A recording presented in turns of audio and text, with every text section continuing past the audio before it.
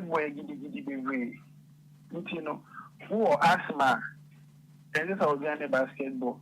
And yes, even throughout the game, I won't feel comfortable because asthma and pet are the gidi.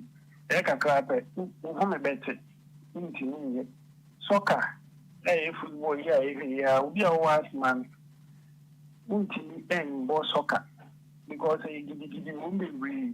So be a was my organic soccer and get some sort of water and another way. And I got crap a asthma number because in the canning woman, I know a shit. In Ghanaian, one doesn't know yes, Mexican won't feel it okay. And now I'll be home. Biking. So back to biking, yeah, I say bike I and I say gym biking, then you don't have to do it in the hazy. Another bed, this is again gidi. They say we call in that slow manner, you know, because biking has more away, no, not as a call in 10 kakran. It's obey very slow. The moment at this speed machine, you have problems because as fast as you go, the air becomes dry, and as 10 abed in 10 a man from an hour from him, a move, a bear affecting respiratory. I'm not saying this of make a true gidi. No. To be our wise, my own pain, gidi, no. Will be no problem because na medical can ask man pay Yama a year and pay a good gidi, and I am exercise gidi, and a skate is scarring. Oh my, Osha, a mujina, maybe to say, mostly, nay. Very homogena, so both a cheer, sports be a mujina, a chiaba from a course on aha. Sadly, and all asthma, that's organic because that weather no crime and fever asthmatic patient. And a street near more money and so is not a better aid for asthma. Now, maybe try to no asthma. Oh, quite sports and now quite training near there. And so, maybe, and maybe American cold weather. Asthma, I did back when I did affected asthmatic patients, cold weather. To be all asthma, you have to talk and I do a February one. Weather is very cold. Asthma, it's Apakan or February, weather also sounds very dry. If you do something, you don't have to be involved in certain exercises, especially outdoor exercises, because weather not very cool. It sounds very dry. Asthma, no. And I think so dusty areas, the air dusty, and you have to bring, and I say, put through, mechanism, put through the one, and call also exercise, and maybe I'm more beans, be not hormono, put through the hormone, don't go there, and I'll call crana, you can't partake. And areas in so in the see what flowers, and what be pollen. The view of flowers in the sun of pollen powdered. More asthma, no. We bring now bench idea, and if you cry flowers, you see one of the flowers and the pipe. Both a colana and a nipano asthma was starting asthmatic attack. Aha. Oh, quiet exercise and now quiet training as well. Oh, asthma, making sure that where group be a shell when I say shell, inhaler, the tablet, whatever. And say all the cow, open first aid box. That's how your money in our machine.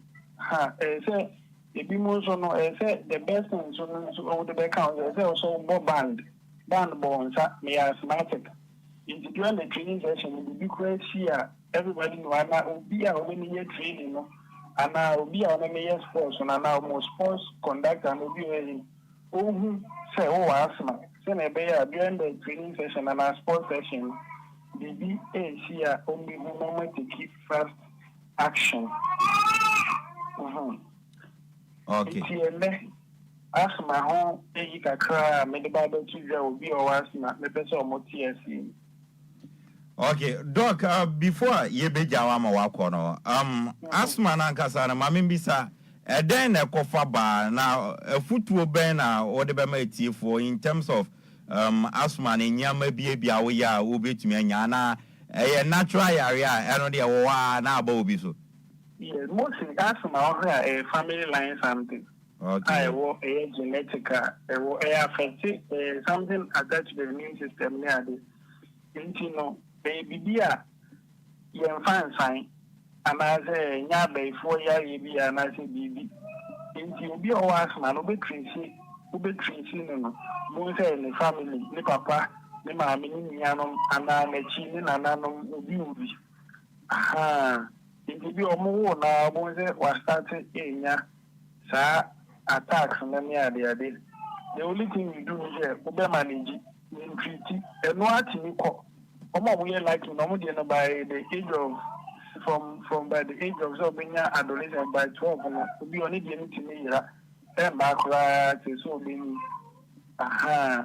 into mostly genetic and I say family yeah maybe away with more and added by infants and tone. Okay. So more asthma is or no discover be or call with the idea with deeper asthma and beba. Sanyaman is in the panel monitor. Yeah, right. If you all bank will guarantee to deeper, to be okay, deeper now, lashes in the Baba be good. Aha. Sanyaman is all monitor. And will be all no more. The bush of asthma or no, asthma or no, you didn't say that you been cool. Okay. Yeah, was in the minimum solution. Think the NFL allergic granite to India. An idea. The voice of ashes about me good wife and it's up in the dermatitis. Aha. Those are the things that asthma and as asthma bushing myself monitor for one down now in them. And will be all asthma so not a winner cold and a big so course it's a normal managing mountain because asthma now in your cold it's very serious. It's mixed asthma. I'm a one thing you meet me the work. Okay. Yes. And asthma na ya to be kunipa on. Et me kunipa, et me be state the event status asthmaticus. And no, we go near the amount who you should create you, but hospital no gram. I just say a local intensive care unit.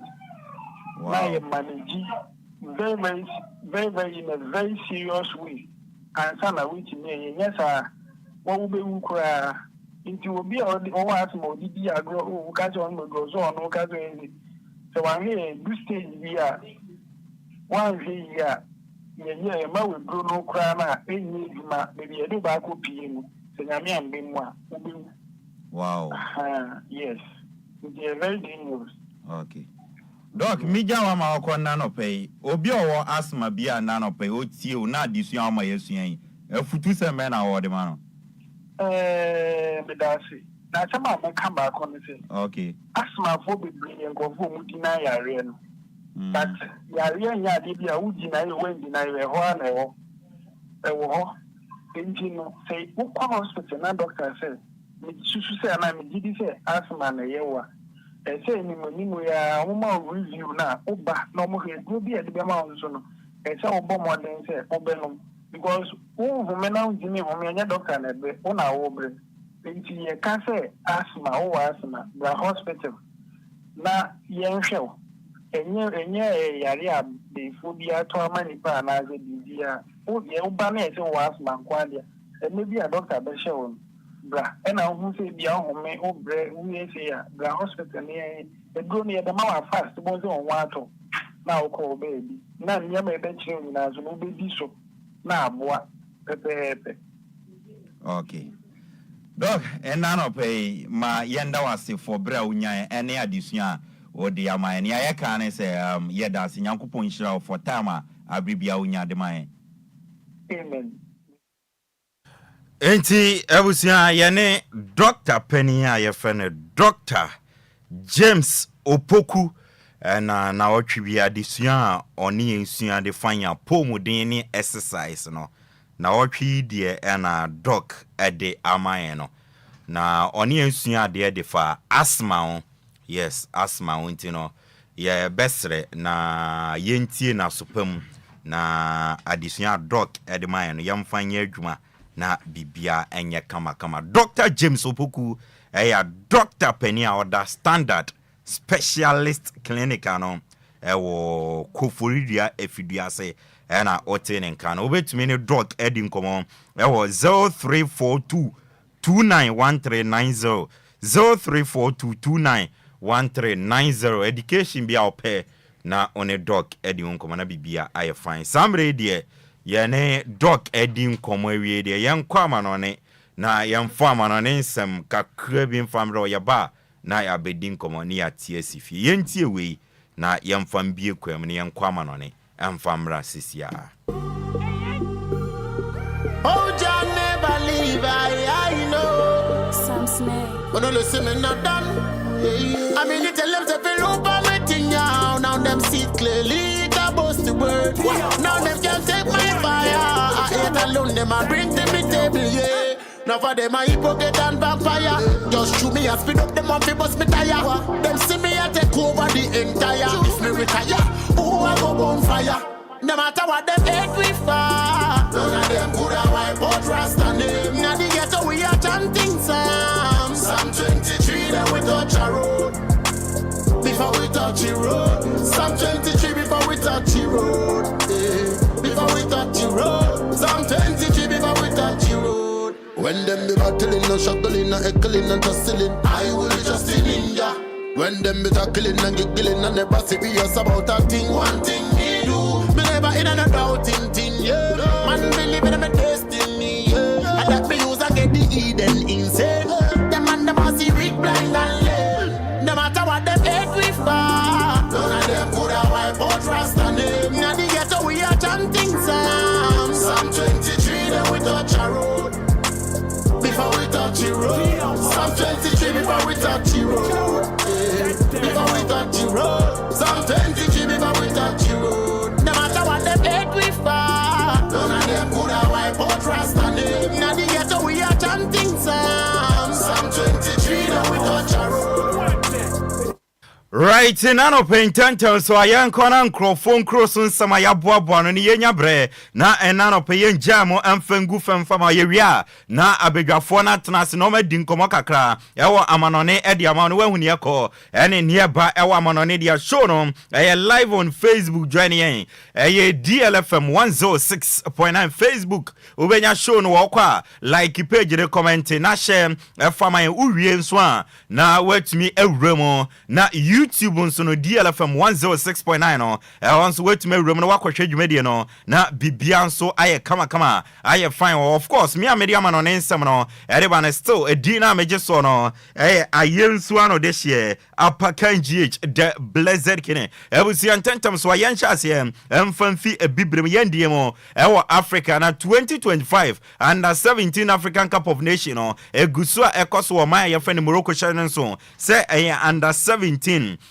emema ne de na ekoso ehya 30th match no ye boss akwakopiem ewo 19th April 2025 ne ewia ye wie ne ya group stage na wie quarter final na egusu a ekoso na endra games to me to dwa ewo quarter final na uremu ewo ndra quarter final games to dwa na result to dwa no say NT Cote d'Ivoire omo mema da 17 no omo to me any Senegal da 17 no e de boani a na ye big game enya asem ketwa na game no 90 minutes ni achire ni nyina kwawie no na eye 0-0 na say ye de bonsam adweso atopreko etumi ye de hihye so na bonsam adweso atopreko no na oma ye fa ni Cote d'Ivoire ehye enum 5 ema Senegal ehye miensa ntime no ka say Cote d'Ivoire etuma progress akopiem under 17 African Cup of Nation no semi final na ya bon nkomo enso etumi ede achiro na oma ye fa ni Tunisia enso ene Mali ede boani na game no ko na wie ye nyina no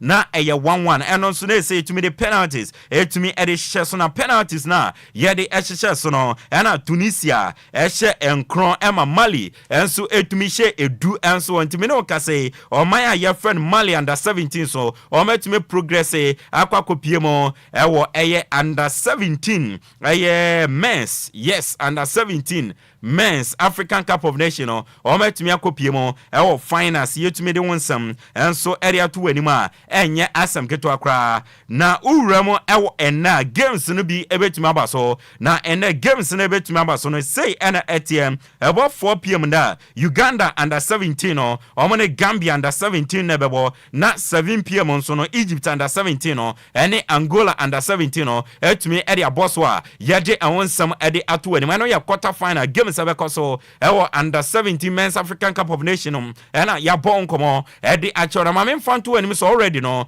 Burkina Faso under 17 no mo semi final dada ena Morocco under 17 no ono nso akopiem awo semi final ya bo ehon komo de achewa enye asam keto akra na yento ansam no so emfom de yempiem ewo CAF Champions League Confederation Cup 2024-2025 season no na ebusia ya bo ama semi final pairings no set edada na uramo ewo CAF Champions League semi final pairings say net Pyramid of Egypt and Orlando Pirates of South Africa ena edi ebebonia enye asam ketwa enti Pyramid efi Egypt omoni Orlando Pirates of South Africa ena this game chinchinchi no ebetumi edi ayantam so eno achi Al Ahly of Egypt eni Mamelodi Sundowns of South Africa ebetumi edi aboani enti we any semi final parents of the CAF Champions League na mabo ehon komodi ache na CAF Champions League no semi final first leg no 18th and 19th April 2025 ena ebetumi abaso na second leg no enso abaso 25th and 26th April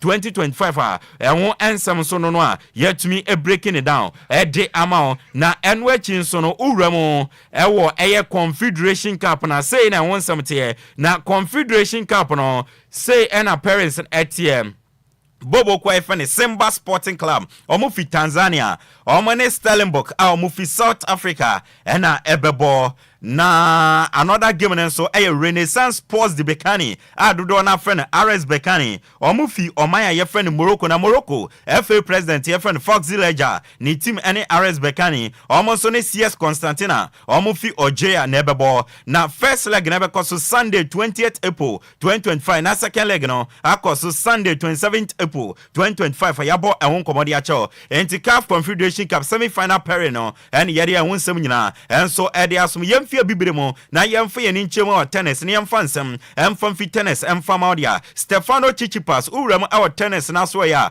oye one of the talent and money mono e was ye pa na ofi Greece na uram na ne papa ene coach na so ne papa esum no aba na wie nti no pe new coach ama na be coach no na otutututu nani ano report a efi tennis aso e eba ne se Goran Ivanisevic a ofi Croatia oye former Novak Djokovic ni coach ono na ne oba na waba be coach abrantia ye friend Stefano Tsitsipas enso na channel so former me se Goran Ivanisevic a o coach Novak Djokovic no o coach it for 7 years na one no renew 12 Grand Slam title in fact emra Novak Djokovic money be kosro emo be jeje Grand Slam sa wodo no pe papa obo na chidom ye adwuma no bo no pa Goran Ivanisevic ene ye se adwuma no ede ema no na ne oba na wababe coach Stefano Tsitsipas ya boss ankomo no enso ede acho Sir Ronnie O'Sullivan British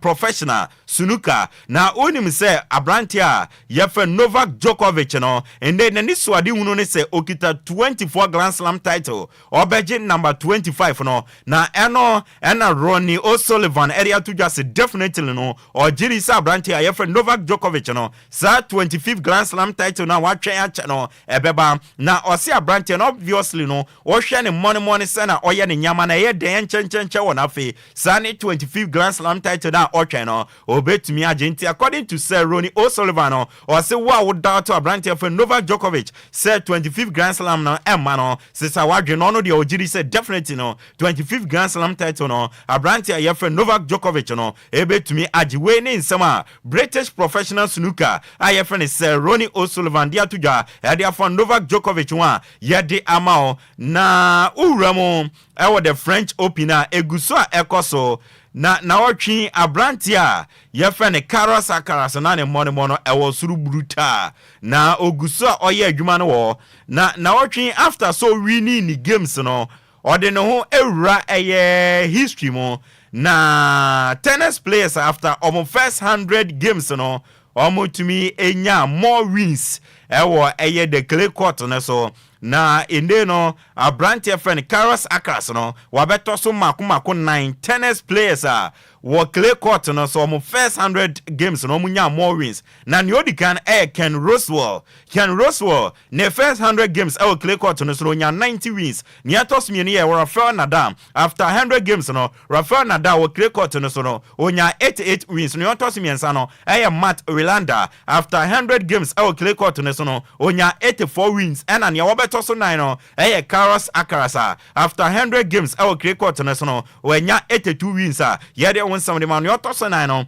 Tom Oka after 100 games clay court no so no onya 82 wins ya boss an komo no so to me ede achewa enye asam ketwa enye nkola asam kra yemfi tennis ne yemfa ye ni nchemu boxing poke kra ya ball na utumi sorry ani atwas went once already na opponent no knockout no ne wawie na uranwa enne no Abrantia ye friend Alex Krusik Alexander Usyk current world undisputed heavyweight boxing champion or any promoter na Alex Krusik ede atudwa say enne no ewom say WBO for no World Boxing Organization ede atudwa say chin enne Alexander Usyk ene Abrantia ye friend no ende no Joseph Parker enkonkokon na omode mpene toto mpene no a Abrantia ye friend no Alexander Usyk no ne dae so ne niswade hunu nyina ne se oni Abrantia friend Daniel Dubois undisputed world heavyweight bout no omode babwani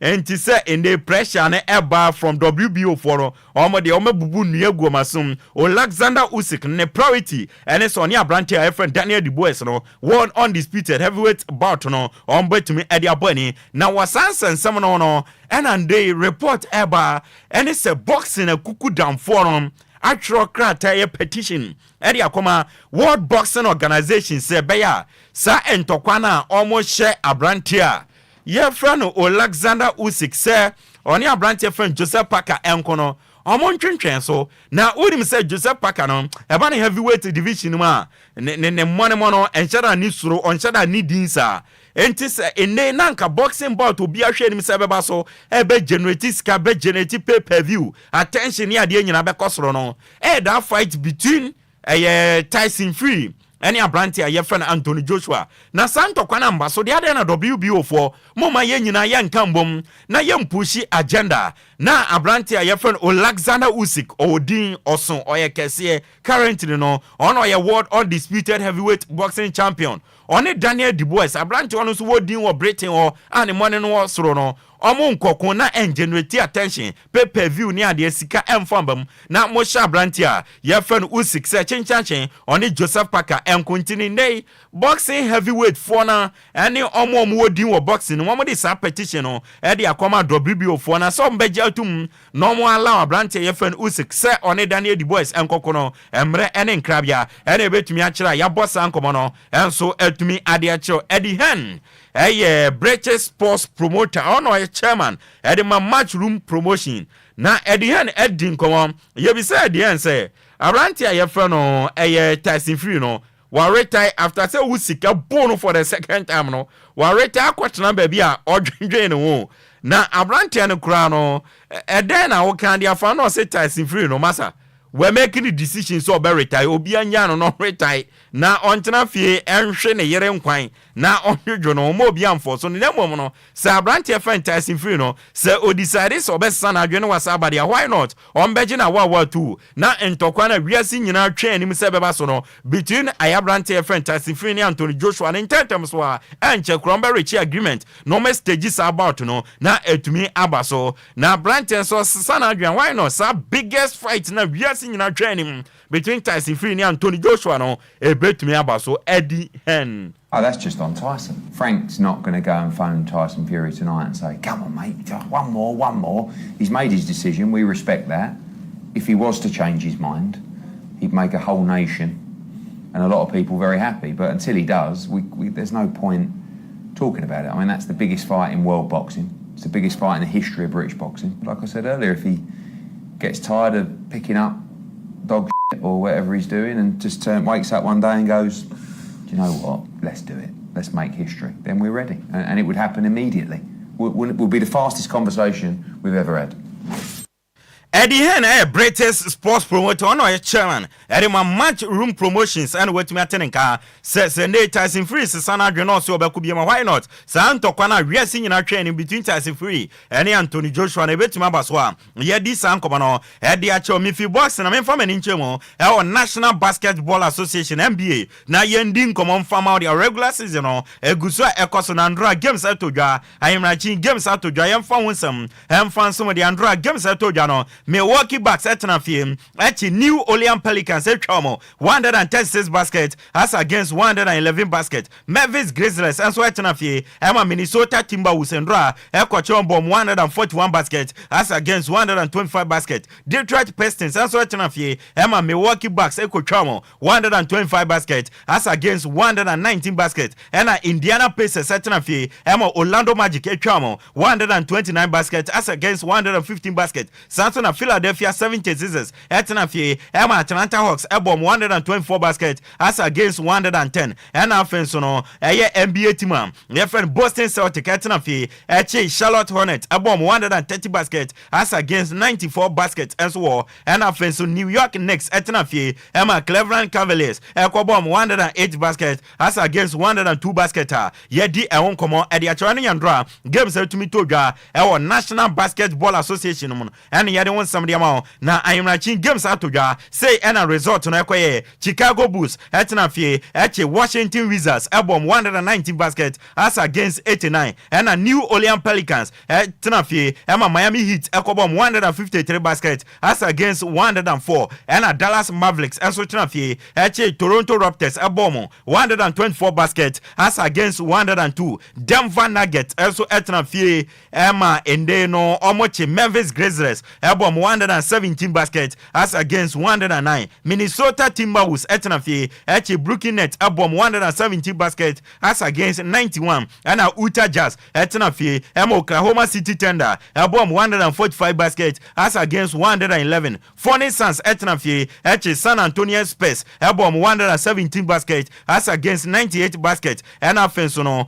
Portland Trail Blazers etna fi Golden State Warriors ebom 103 basket as against 86. And offense Sacramento Kings etna fi LA Clippers ebom 101 basket as against 100. And so ya bo ewon komodi acho. And LA Lakers and so etna fi Houston Rockets ebom 140 basket as against 109. And so imagine games atodwa and yede ewon some and so ediamo nyame yadmo chena games abetodwa ewo NBA regular season no senete ebo anwumre no numa games ameba bebubo so nyina betodwa ochena ewo NBA no mu Atlanta Hawks and Orlando Magic ebebo Boston Celtics and Charlotte Hornets ebebo Brooklyn Nets and New York Knicks ebebo Cleveland Cavaliers and Indiana Pacers ebebo and of Miami Heat and Washington Wizards ebebo Milwaukee Bucks and Detroit Pistons ebebo and offense on Philadelphia 76ers and Chicago Bulls and the bebo anywhere na Golden State Warriors 7:30 your channel omone LA Lakers and LA Clippers at the abweni ano ye Golden State Warriors omone LA Clippers 7:30 your channel and as a game no ebetumi abaso anwumre and Houston Rockets and Denver Nuggets ebebo na offense Memphis Grizzlies and Dallas Mavericks abom Minnesota Timberwolves and Utah Jazz ebebo na offense no New Orleans Pelicans and Oklahoma City Thunder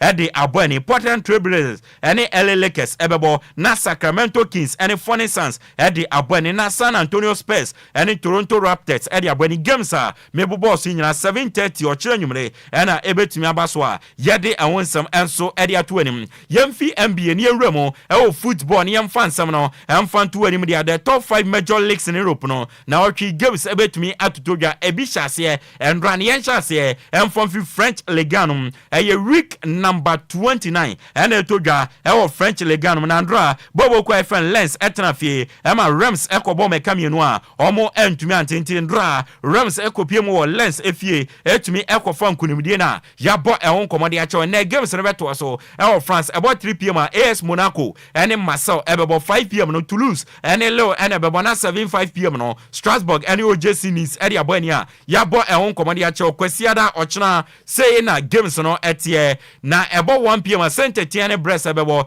3:15 Angers and Montpellier ebebo na 3:15 Le Havre and Rennes about 6:45 ochna no AJ Oze and Lyon Eddie Ebeboni ya bo ehon komode ya table no France PSG agile Gnedada 74 point mienu Marseille 52 miensa Monaco 59 no Strasbourg omo 49 enum Bobo Kwefan Lyon omo 48 Ensiano Nice omo 47 okwase wa team da relegation zone no say na 16th Le Havre 27 point 17th Saint-Etienne 20 3 point and 18th no Montpellier or 15 points and so wa yade ahon komode ya top scorers na France no Osman Dembele PSG 21 goals Mason Greenwood Marcel 16 goals Jonathan David Leo 14 goals and Brady Bakola o PSG watch 13 goals and so wa yabo ehun komo de achiro yemfi omaya ye fra no France ne yemfa yeni choma wo Italy a etiansia na otwen week number 32 na eto dwanandra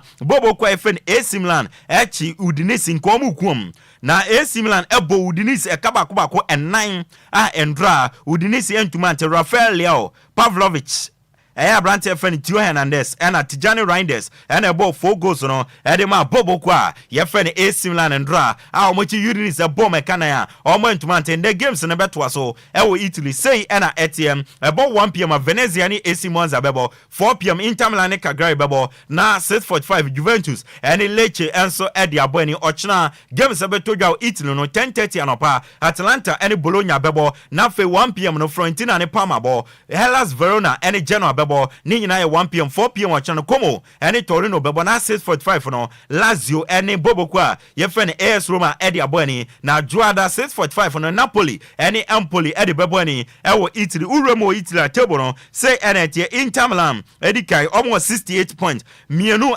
Napoli almost 65 points miensa Atalanta 58 and now Bologna 57 enum Juventus 56 and Enciano Bobo kwa ye friend Lazio almost 55 okwa sewa almost that relegation zone Empoli at 18 24 point 19 Venezia 21 point and a Bobo kwa friend AC Monza at chat more 28 or more 15 points and so ya bo ehun komo and so Eddie Acho top scorers no Italy no say and etie Marti Ritigi Atalanta 22 goals Moiskin Fiorentina 17 goals Marco Thuram Lilie Thuram bano Inter Milan 14 goals no ashe and Ademola Lookman wa Atalanta ono so ashe 13 goals yade ehun sam edema yemfi Italy na yemfo ye ni nchemo Germany German Bundesliga no na otwen week number 29 ra one game eto ja bobo ye friend Wolfsburg etna fiema RB Leipzig ebo meka pole miensa ema Wolfsburg etimumie no and the games na beto so Germany 130 games amba bebo so nyina ebeto ja Bayer Leverkusen Union Berlin ebebo Borussia Mönchengladbach and Freiburg ebebo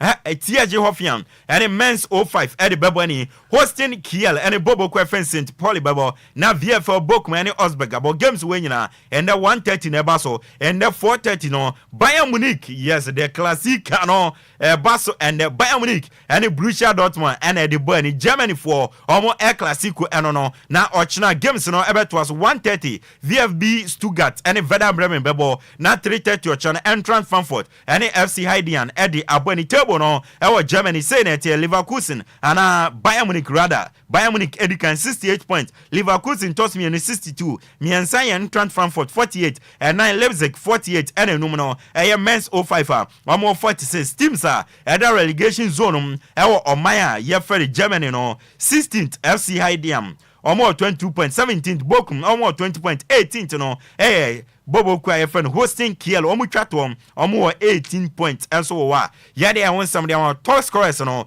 Germany Hurricane Bayern Munich 23 goals Patrick Schick Leverkusen 17 goals Team Credence Borussia Mönchengladbach 15 goals Seu Gurasi Dortmund 15 goals and Jonathan Badet one Mensa all 15 goals yade I want some adimo yemfi Germany ni yemfi ye ninchemo Spain now week number 31 and Echego Maya yefeni Spain and Dra one game eto Jabobo kwa friend Valencia etna fie echi Sabia Boma Kabakwa omu entumante in the games no beto so Maya yefeni Spain 12 nuno Real Sociedad and Real Mallorca bebo 2:15 Getafe ene Las Palmas e de Bayantam so na fe 4:30 ne Celta Vigo ene Espanyol e de abodi 7 p.m. no Leganes ene Barcelona enso e de Bayantam so ochna 12 noon no Osasuna ene Girona bebo 2:15 Deportivo Alaves ene Real Madrid e de bebo ni 4:30 ochna Real Betis ene Villarreal bebo na 7 p.m. ochna no Athletic Club Bilbao ene Rayo Vallecano e de abodi Juada 7 p.m. no Atletico Madrid ene Real Valladolid enso e de Bayantam so e was Spanish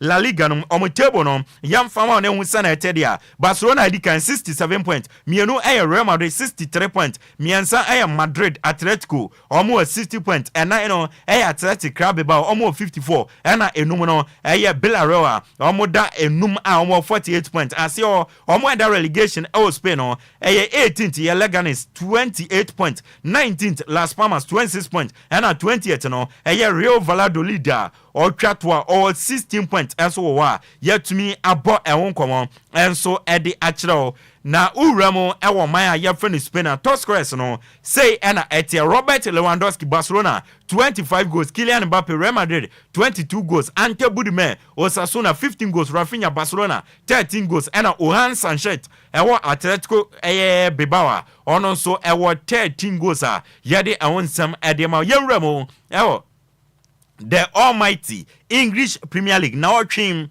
a week number 32 etoja English Premier League normal and na NHSM na 11:30 yano Manchester City and Crystal Palace at the Everbon 2 p.m. no Brighton and Hove Albion and Leicester City bebo Nottingham Forest and Everton bebo Southampton and Aston Villa bebo ni 2 p.m. and na fe above 4:30 Arsenal and Brentford to me at the Ayantam so ochina wo England no about 1 p.m. Chelsea and Switch Town ebebo Liverpool and West Ham United bebo Wolverhampton Wanderers and Tottenham Hotspur bebo na 3:30 ochina Newcastle United and Bobo Kwa your friend Manchester United Eddie Abweni na Juada was 7 p.m. Bournemouth and in Fulham Eddie Ebweni Yabo Sankomano at me Eddie Acho Tebo no our England Liverpool dikan 73 points Arsenal toss me no 62 Miansa Nottingham for 57 Chelsea and 9 Chelsea omo de sa no mabo top 4 afio omo da 953 points enum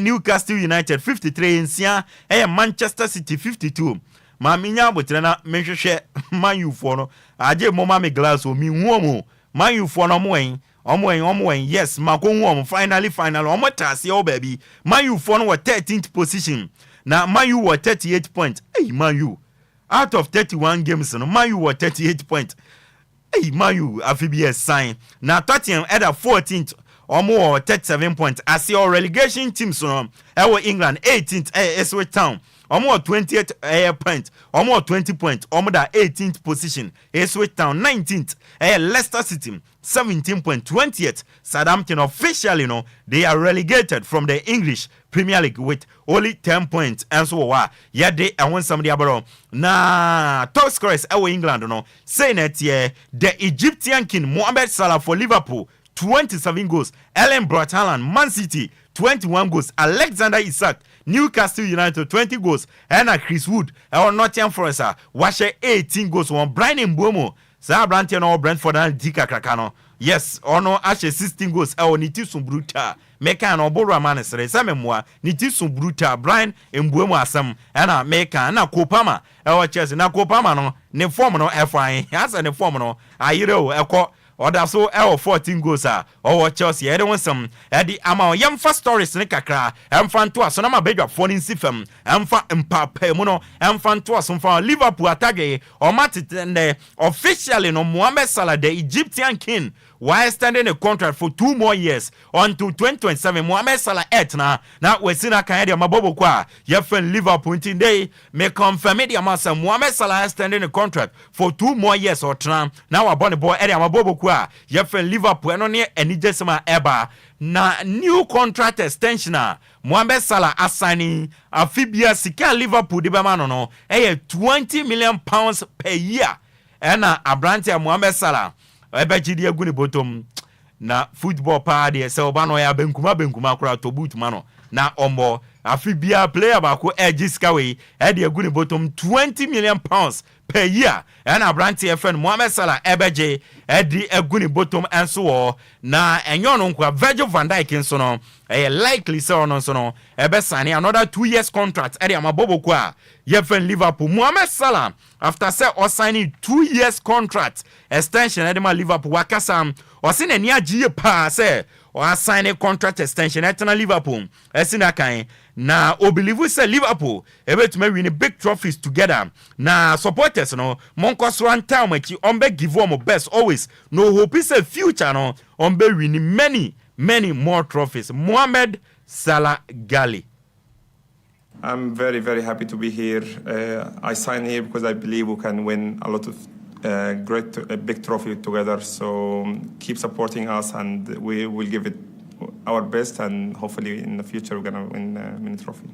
Mohamed Salah tuanin Samson odi tu dwa say o believe say Liverpool going for it no on betuma jiji nkuru awodo nti na ne contract no wa extend na nkonji dia enka on extend contract ne danti ono ojidi say Liverpool going for it no on betuma challenge for trophies na on may win more trophies in the next years edi anim. You must feel as though this team can challenge for the big honours again next season. Yeah, of course. I think if I don't believe that, I would have not signed. I believe the team can win trophies, and with the support of the fans and the city and the support they always give us in the games, that I believe we can win many trophies in the next years. Mohamed Salah and they were extending a contract at Liverpool and where to me at Nkano na ani slot manager at Mabobo kwa your friend in Liverpool na ani slot in the Mohamed Salah was sign you and then I can for Brant and no say Mohamed Salah no or Belen Wase or a humble person always be ano or person ye juma na o put in a lot of effort as a player intina wabedu bebia where to me abedu na Mohamed Salah no or ye obia de biano or person ye juma den no koswa na or ye the best no nti eno na de na bedu bebia wababedu na niama Mohamed Salah ye special wa go pramane so or share more goals and na mentality so no ye very strong eno and man ye special ni slot on Mohamed Salah. See him as a human being, and he's a humble person, always wants to work hard, always puts a lot of effort in to become the player he has become, and he wants to stay at that level, so he just keeps on bringing that effort every single day. And what makes him special on the pitch is, in my opinion, that he can score goals. Now, there are more players who can score goals, but Mo can also score a goal if he's not in the best half hour or the best 15 minutes. And that's why he's mentally so strong as well. And you need to be that if you want to be 7 or 8 years at the highest level every 3 or 4 days. Apart from quality, from physique, you need to be mentally really strong as well. And I think that's, apart from all the other things, how mentally strong he is probably what stands out for me. And his slot in commodity for Mohamed Salah on what in the Virgil van Dijk, who captain from Holland. Na Brante or Tana or Ko another. Then I also carry a fan on his slot HMA. This season, you know, a Brante friend Virgil van Dijk, you know, incredible.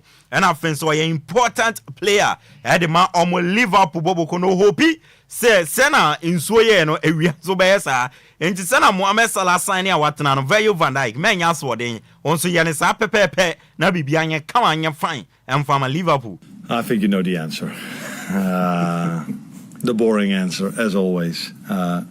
We talk about contracts if they are signed, so in the situation with Mo, we are talking about it. As long as they're not signed, we don't talk about it. But I can tell you that I'm very happy with Virgil this season. He's been incredible for us. Even the last few games where maybe there were moments where he could do better, but if you look at the other 89 minutes, he's such an important player for us. So yeah, let's hope he can do the same. What I just hoped for with Mo, he can do the same on Sunday. And it's lot manager Mabobo ko FN Liverpool wedding come on area from Mohamed Salah and Virgil van Dijk when you breaking it down no pay to me dia ma Arsenal catch and nije samane sem o ma brantia o fi Germany your friend Kai Havertz brantia onim se we pra now so nije sama ba Mikel Arteta manager area Arsenal confirm is brantia FN Kai Havertz no Abrantena started training into this season send you ruling it out say on to me Bobo before season be na we no Abrantena fan Kai Havertz bet my bounce back abesi akan dia Bobo kwa ye fan Arsenal into the more Bobo kwa fan Arsenal omo money ekwa na nim na Champions League near the omo to so qualify e de come nim na likely say Abrantena ye fan Kai Havertz bet my back abesi akan this season the amount before Kransana season no etumi akona we no Kai Havertz na won sam no yeah, the amount Spain, yam fast stories kaka, and fan few on farm out Barcelona catche, and you run a branch of Ansu Fatino, only so no iconic number 10 Jessino, and my Bobo Qua, your friend of Barcelona, and a branch when you be more, a sense coach Hansi Flick, and Yadan into season where we are Samano, Barcelona Beja Brantia, your friend Ansu Fatiquam and Aquana way I confirm, Niameti and it's a Barcelona president, your friend Bartomeu, and I Bartomeu, yes, and your Bartomeu. Joan Laporta Bartomeu no obedi o mawuna okwe no mo de Juan Laporta etumi edina bana Juan Laporta ene Lami ya mawiawi oni na di nkomo ene na aka bibia say wo ena o ye future of Barcelona ye be project o na ye de aton ye nyama enti next season Ansu Fati ko na ma 10 years no wo Lami Yama na ye de be show enti jitum ni ameti ne se Lami Yama no enso agi atum se Ansu Fati ko next season the number 10 years no oba share na the iconic number 10 for Barcelona no ono Lami Yama akwache ne watumi aye adwuma no e de ama Bobo ko efen Barcelona until next season se Lami Yama be share number 10 no after Ansu Fati kwa na we no kra nyama Ansu Fati tena e bia Barcelona betuma je number 10 no e de ama Lami Yama until next season there by hook or crook Abrantia ye fe Lami Yama ne be share iconic number 10 years no etumi de ama Bobo kwa ye fe Barcelona ye de won somebody ama na Barcelona manager Hansi Flick of Germany obaye ne money ewosoro wa agree obe renew ne contract no e de amabobo kwa ye fan Barcelona obe sign 2 more years until 2027 na what na bradwuma e de amabobo kwa fan Barcelona no Barcelona manager ye fan Hansi Flick ne wonsema ye de ma na woni se na otwe bobo kwa ba kwa enkrofo atwetwe omopa ya Real Madrid esan so mo kopie mo ewo England and ye the kings of the Champions League and ye Champions League nebo ye team ye be no Arsenal for chiom no mo bom ani so miensa 3-0 Real Madrid and Tumante na omo hwe nim se ombe comeback no e was Santiago Bernabeu na Vinicius Junior the star boy for Real Madrid ya tudwa say magic things already happen at Santiago Bernabeu nti Arsenal for na mu drama no ya qualify no osi munya abotre na Santiago Bernabeu na de unthinkable and etumi si wonti see you Arsenal on Wednesday our Santiago Bernabeu come back no omo hwe anim so betumi aye na unim se Vinicius Junior meka no wasemi Saudi Arabia teams na tuagu ne so omo se omo bema na salary of 1 billion euros na wetumi agene mom no ni amete se Vinicius are rejected so no Real Madrid and Europe and obetna into on Real Madrid twinkomo say obetuma standing contract no watna e wetuma bone ball e de ama Bobo ko friend Real Madrid ye de awon sam e de ama na ye kan Real Madrid come back and won some no report everybody say after game no kwawie e wo England no madi ntwa kamien so mantuma ante no Real Madrid players nibi eko locker room okodi nkomo anu ye Federico Valverde Vinicius Junior Kylian Mbappe and Jude Bellingham Rodrigo Goes Kraka omo kodi nkomo se masa Arsenal pa na boy miensen yemfa ne esibia ntun achi na Santiago Bernabeu no comeback no yentumi nya wonti Arsenal players no munyina ye na eja Real Madrid for no efeso so omo so gumo so kwada de maso be shibruta antino Real Madrid players ni nyina nkomo omudi no comeback and so ewo na Real Madrid fans ne say nyame aduma ukwada omo prepare a special welcome at the ama Madrid team no emra omo team bus num a omo ba Santiago Bernabeu na omo ne Arsenal for at the ababani no omo prepare a special welcome na DJ Marion image no wo fabito so e fama me na omo so mbeso so fire flares normal chante edia welcome team no ba Facebook DLFM 106.9 obe won images ni be we any the kind of atmosphere welcome Real Madrid fans na yo madwen se wukuada omo de bema players ne Lumba stadium o etumi abebo edia tia Bobo ko Arsenal ye de awonsam enso de ma na David Alaba ni amete ne se or you're doubtful for Real Madrid next game, sir. Idiom and Messans are branching now, or feel some discomfort. I want a ties more. Yadi, I want some at the amount Italy, no, Atlanta, catch or more Nigerian attacker be your friend Ademola Lookman. Na Abrante or a hot cake pa teams to do one ano ehwe ni Mr. Sama on bet me dia Ademola Lookman dia ba na Atlanta force Obinton akokɔ bi dia kwa enti Sama wutima opa Abrante a ye fa no Ademola Lookman no omonje less than 50 million euros wa obetu ya less than 50 no obesa de wade akɔ na wa obetu ya be 50 and above no obetu menya Abrante a ye fa na Ademola Lookman no wa ba aba be sia kan e de amawa ye de awonsa e de ma na esimlam ewo forward bi ofi Holland your friend Tijani Reinders na Tijani Reinders no boy no nimbo boburuta ndrakra oto atena editia Udinese na niamete ne se big teams na wo Europe dodo na no aboni duam so omunya na sama omudi ni befi AC Milan aba no Tijani Reinders na niamete ne se Man City peno Man U peno Chelsea peno na Real Madrid kwa some point no omaniti to se omunya Tijani Reinders omudi ni befi AC Milan etumede na ba na German national team coach your friend Julian Nagelsmann Nancy no extending a contract until 2028 now so ende no Sky Germany akoye hwehwemu bi area betu just coach no or release clause na ni release clause no 7 million euros to 8.5 million euros eno summer 2027 wutim bia ope Julian Nagelsmann no summer 2027 ukotua from 7 to 8.5 million euros ubetuma trigger release clause na coach no ejay adwuma no wo Germany na waba be ye adwuma e de ama wey any releaser Sky Sports Germany e de abetudwa ye de enwonsam na Samuel Nazri former French national team player na uroma opie akacha omo abrante bi ye fun desire dwe onimbo brutal desire dwe na no na Samuel Nazri se obi be ka kire nsa abrante ni di no enye desire dwe na Dueno na ofi Brazil ono Samuel Nazi obeje die sanse boy no ball or the boy yin keche sena abrechire sebe e de brode won yin keche woni dodom no abrante ntumi the boy ye bibio ye skillful or ye pesi onim go ni she onim assist ye enti so obi be catch ono Samuel Nazi say dizedue Brazil obeje die sanse abrante no ni Brazil fo nim ye no onim bibia biye Inter Milan is on the verge of renewing the contract of Leo Andre Messi Cochitini. Inter Milan, omo Argentine captain in the no enchebia obe renew the contract no ede amabobo kwa ye fen Inter Milan enso ewa ye de awon samde yam fancy na me pen fontena na omo nrama no nsem no kakra bi ma na ye ntinsifie aha DL 106.9 DL Power Sports live on DL 106.9 show no live on Facebook DLFM 106.9 and YouTube on so live wo DLFM 106.9 obetumi de comment nyina fa waba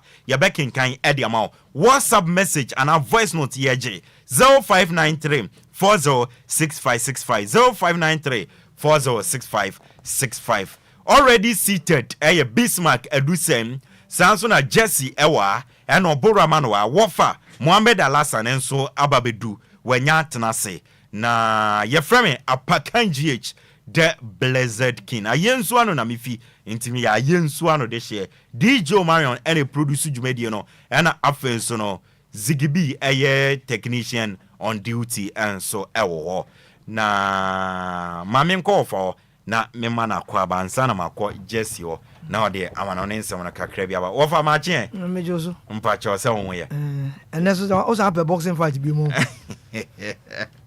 menim ni ay omo an omo babo mu no omo anso na asa kwatena bom me ba no ma tete omo me hu de ndia ai wo fa se na wo twene bibia ko ye o bibia dadi ye da nyame ase ye kwa amano ne kakra bia ba ne ye di nkomo ofi but Bismarck na titan Apakan, you are good to share you. I hope so. Nyame adom me ho ye. Fantastic. Sure. Jesse, boss. Say bibia boko. Nyankopon adom any experience inti bibia boko. Fantastic. Well, Jesse, fambre ne kakra ne wura mu amano ne fama. All right, Edika no me yenchi etiefo nyina ene omo a omo hwe o Facebook no so no yenja omo encha sonko enko emfamo omo.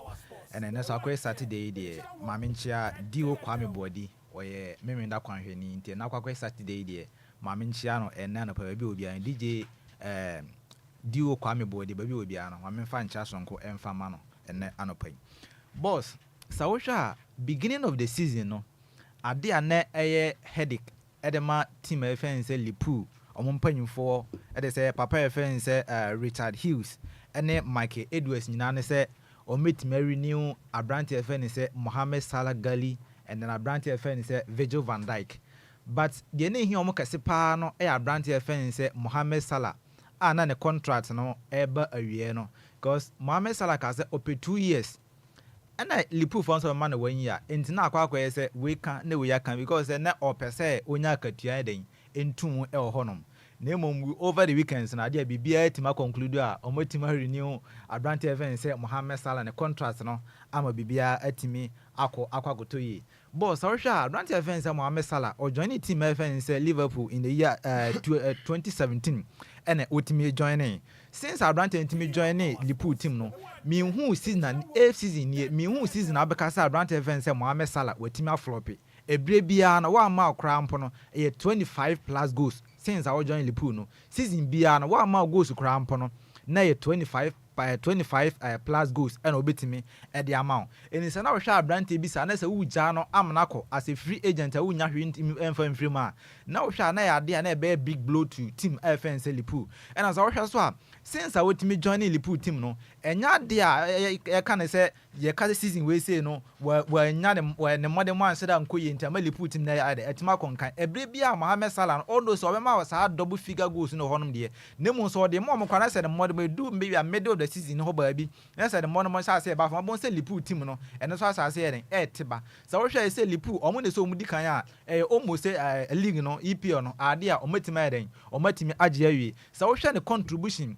Towards league now, team FN Liverpool Ebabejana boss so incredible because I will share brand in the contribution in terms of the goals contribution wait me I Ediama Lipunas I would tear free my Bananka Lipu or the bear 5th and I think what the bear 4th year 8 more Nemos or shine and more than more Diama Lipu team in the ma so incredible wait my bomber be the 80 million kind since 2017 wait me joining team FN Lipuno or no and about the 3rd top scorer Lipu team in terms of the history no so player what my ball Liverpool team now what my some more goals pana Brant offense Mohammed Salah Gali no or no and where the second or the 3rd player what my goals na be den etimi konka we try say Brant no ade what me join the team offense Liverpool no e brebia ne modern no and konkan so we since 2017 no 394 games what my bar what my said 243 goals we try modern ma Brant no etimi ebo edema team offense Liverpool so sharp with the exits of team FN Liverpool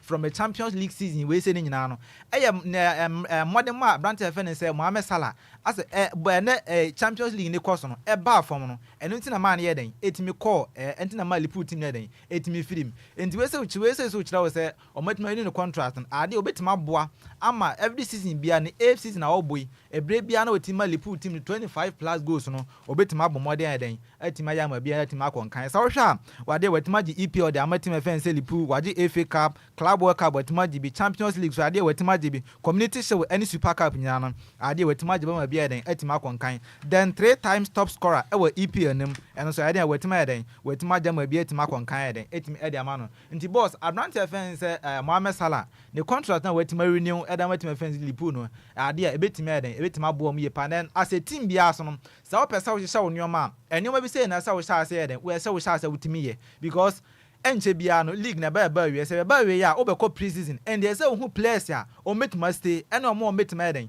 o metimi akọ so say we yes renewal of contract na and no kire we say what planning ahead of next season they obetima den obetima kom say bia betwen during pre-season no e honom na wo say obetima renew player na contract nti e ba say be two it does say player na obekọ and also be stay nti e ba so enti ma coach na wo gina with ma club no ontimi ye na adwuma yie because onim say player we say no o metima renew contract na so mutimi renew contract no and say Liverpool atima renew Abrante FN Mohammed Salah contract a right direction and one team no person meeting me dem etimi kwama bia etima konkan so wo hwa George na obe club we coach bia wetima coach so many players abrante bi say Robert Lewandowski Mario Gose mu wetima coach o mu nyina Ike Gondiga mu nyina no mo se abrante efe ne say Mohamed Salah no de a obeto no wetima efe ne say Liverpool mu no wo se oye exceptional o instead of striker bia onim ball no ball e de say abrante efe ne say Mohamed Salah de team honom the more to the point no so we foreigners o ma ba EPL no ma Mohamed Salah no oye so exceptional wo se ohun obi de say ya Toure mo wo hu Makelesi mu nyina da asamoja mu nyina de team honom ne mo abrante efe ne say Mohamed Salah na de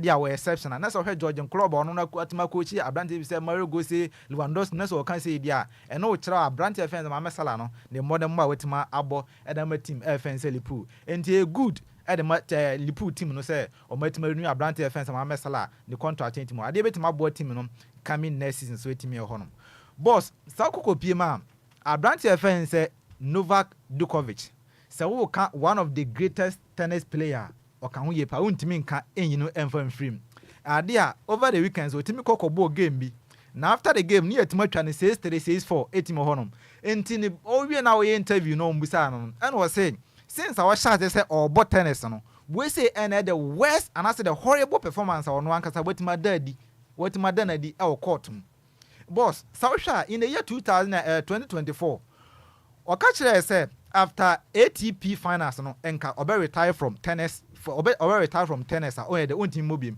nemum after some bo wie no still now no went na retire no otimi san den otimi san buy and Sausha over the weekends game otim bo wie ya o ka kire say adea we say na the horrible performance with madana di court to me so say obo tennis no boss true because papa fan say Novak Djokovic no aya na enye easy say that small players small tennis players no obi betima try back to back and also betima try the first one as we try the second one name this particular tennis player in particular no last year we try no and this is what said with my channel which that we say boss uko anim no ye onfie no onfie du ba bi a e wo se what me quit because anya sa respect what ma build at all no ahwe a you leave the tennis court and I say you leave your field of work no with disgrace anya sa enwe the entime mwa say this how sharp say tennis no say bre bia e say we are quick then you be what you have to be your reflection to have to be good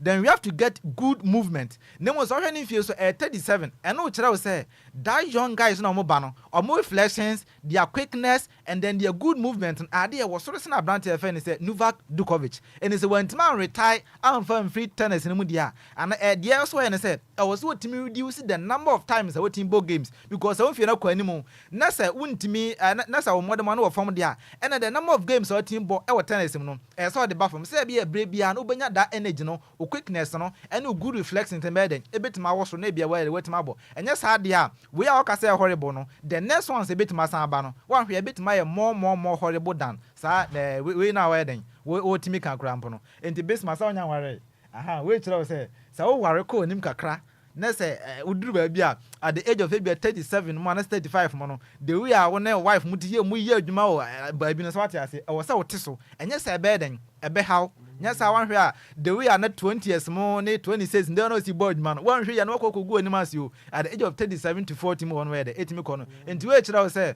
at o younger age ne de e modern mo na be bo ne respect abetima be we dat on say wonfie ne ko na ni mo no e wo say wo hwe na we na utime tin mo bia we de be wo ye so nya say ningwase na be den ebetima boa ebetima ba outside nti abrante FN say Novak Djokovic no so we one of the greatest tennis football players ade wetimi kan we nemo ba bia ko no de so anhwe no wantima retire dia wan hwe ya they said the OC can say this game otimbo na horrible no anhwe de ba no ade ebetima chen ya no so de ben more then boss okogo PM e was Spanish La Liga game ba ko ebetimi abaso e honom team FN say Liganes omo ne FC Barcelona enka we say no ense da enye game bia game kese bia sa nemu nsa wo hwe the first leg etimi ba so last year na ade Liganes for timi share team FC Barcelona etimi honom na sa wo hwe FC Barcelona for omo performance then time omo timi ko ama Liganes ono da 18 fa orwe no ono timi share no na eno na amasa game we say etimi game nti Barca kom say omo kom akwakwete kom revenge so wo timi share first round there yes ye be ma ba den aba betie ho na mu ye fan share tirim say the last 4 games team FN FC Barcelona and Liganes etima bono ade FC Barcelona etima win mu 4 and Liganes etima win mu 1 into omo team board draw na mo sa for 5 the last 5 games no metima boni nyina no ebre bia na emu 4 bi ebre bia no se Liganes wo lusu cramp na wotimi shego etimi ho no o lusu cramp no ne wanko obi de eden obetima eden obetima se enti boss ye ko into this game ne de me hwe se team offense FC Barcelona sa wo hwe the current performance ya ometima sha so mutimi de na de nim se eden ya ekosoro ba fam cramp na ade ometima se team offense Liganes nemom the probability se Liganes ebetima shego no ade a etimi wo ha eden etimi ho no sa wo hwe the last 5 games a team offense Liganes etima bo a wetima draw 2 wawene 1 and wetima lose 2 and is ahwa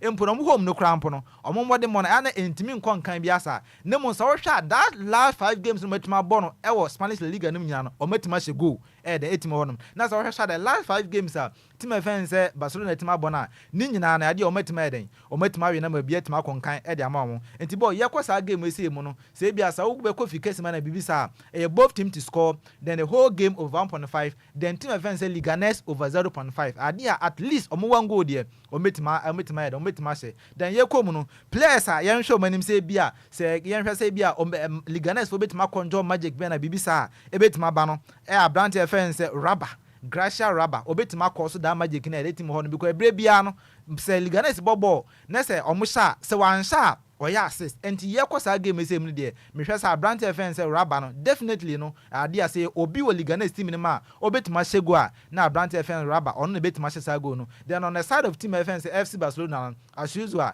ye ma brand offense Robert Lewandowski a ono na ebre bia no oye oni odo se ni fie ne kwanim na mo goals no de ade enti ma fo me ebre bia otimi she then Lami Yama then brand offense Rafinha omo nyina betima eden omo nyina betima shego omo nyina se ye mfa ye ba na se bia omo shego omunyina likely say obi abetima shegwa ma bia den etima konkan tie ko sa game say me de minim say both team to score then straight win for team FNC FC Barcelona then my last pick no so ko PM ewo Bundesliga ni ma disappointment and omutimi nya over the weekend so because our sha team FNC team FNC Bayern Munich omutimi etna fie ema International Milan ebetwa mu 2-1 then team FNC Dortmund almost omutimi kokwaji gom ho tutu mako 4 e de so ma bia den bia timi konkan etimi de ma no so almost timi san by and is all head over the weekend so mo game mo tian ball na kokopie mo wo German ho no ma almost say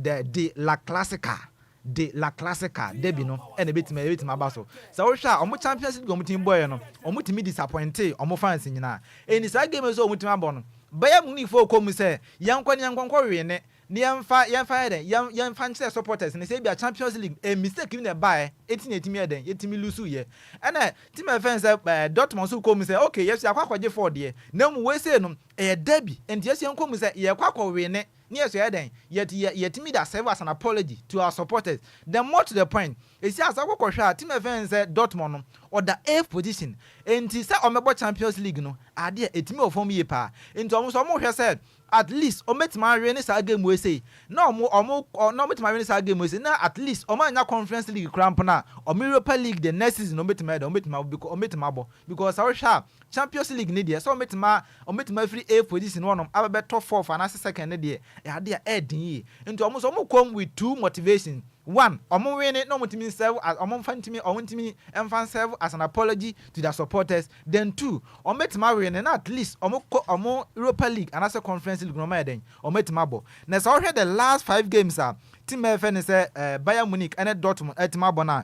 Ade Bayern Munich etima win 2.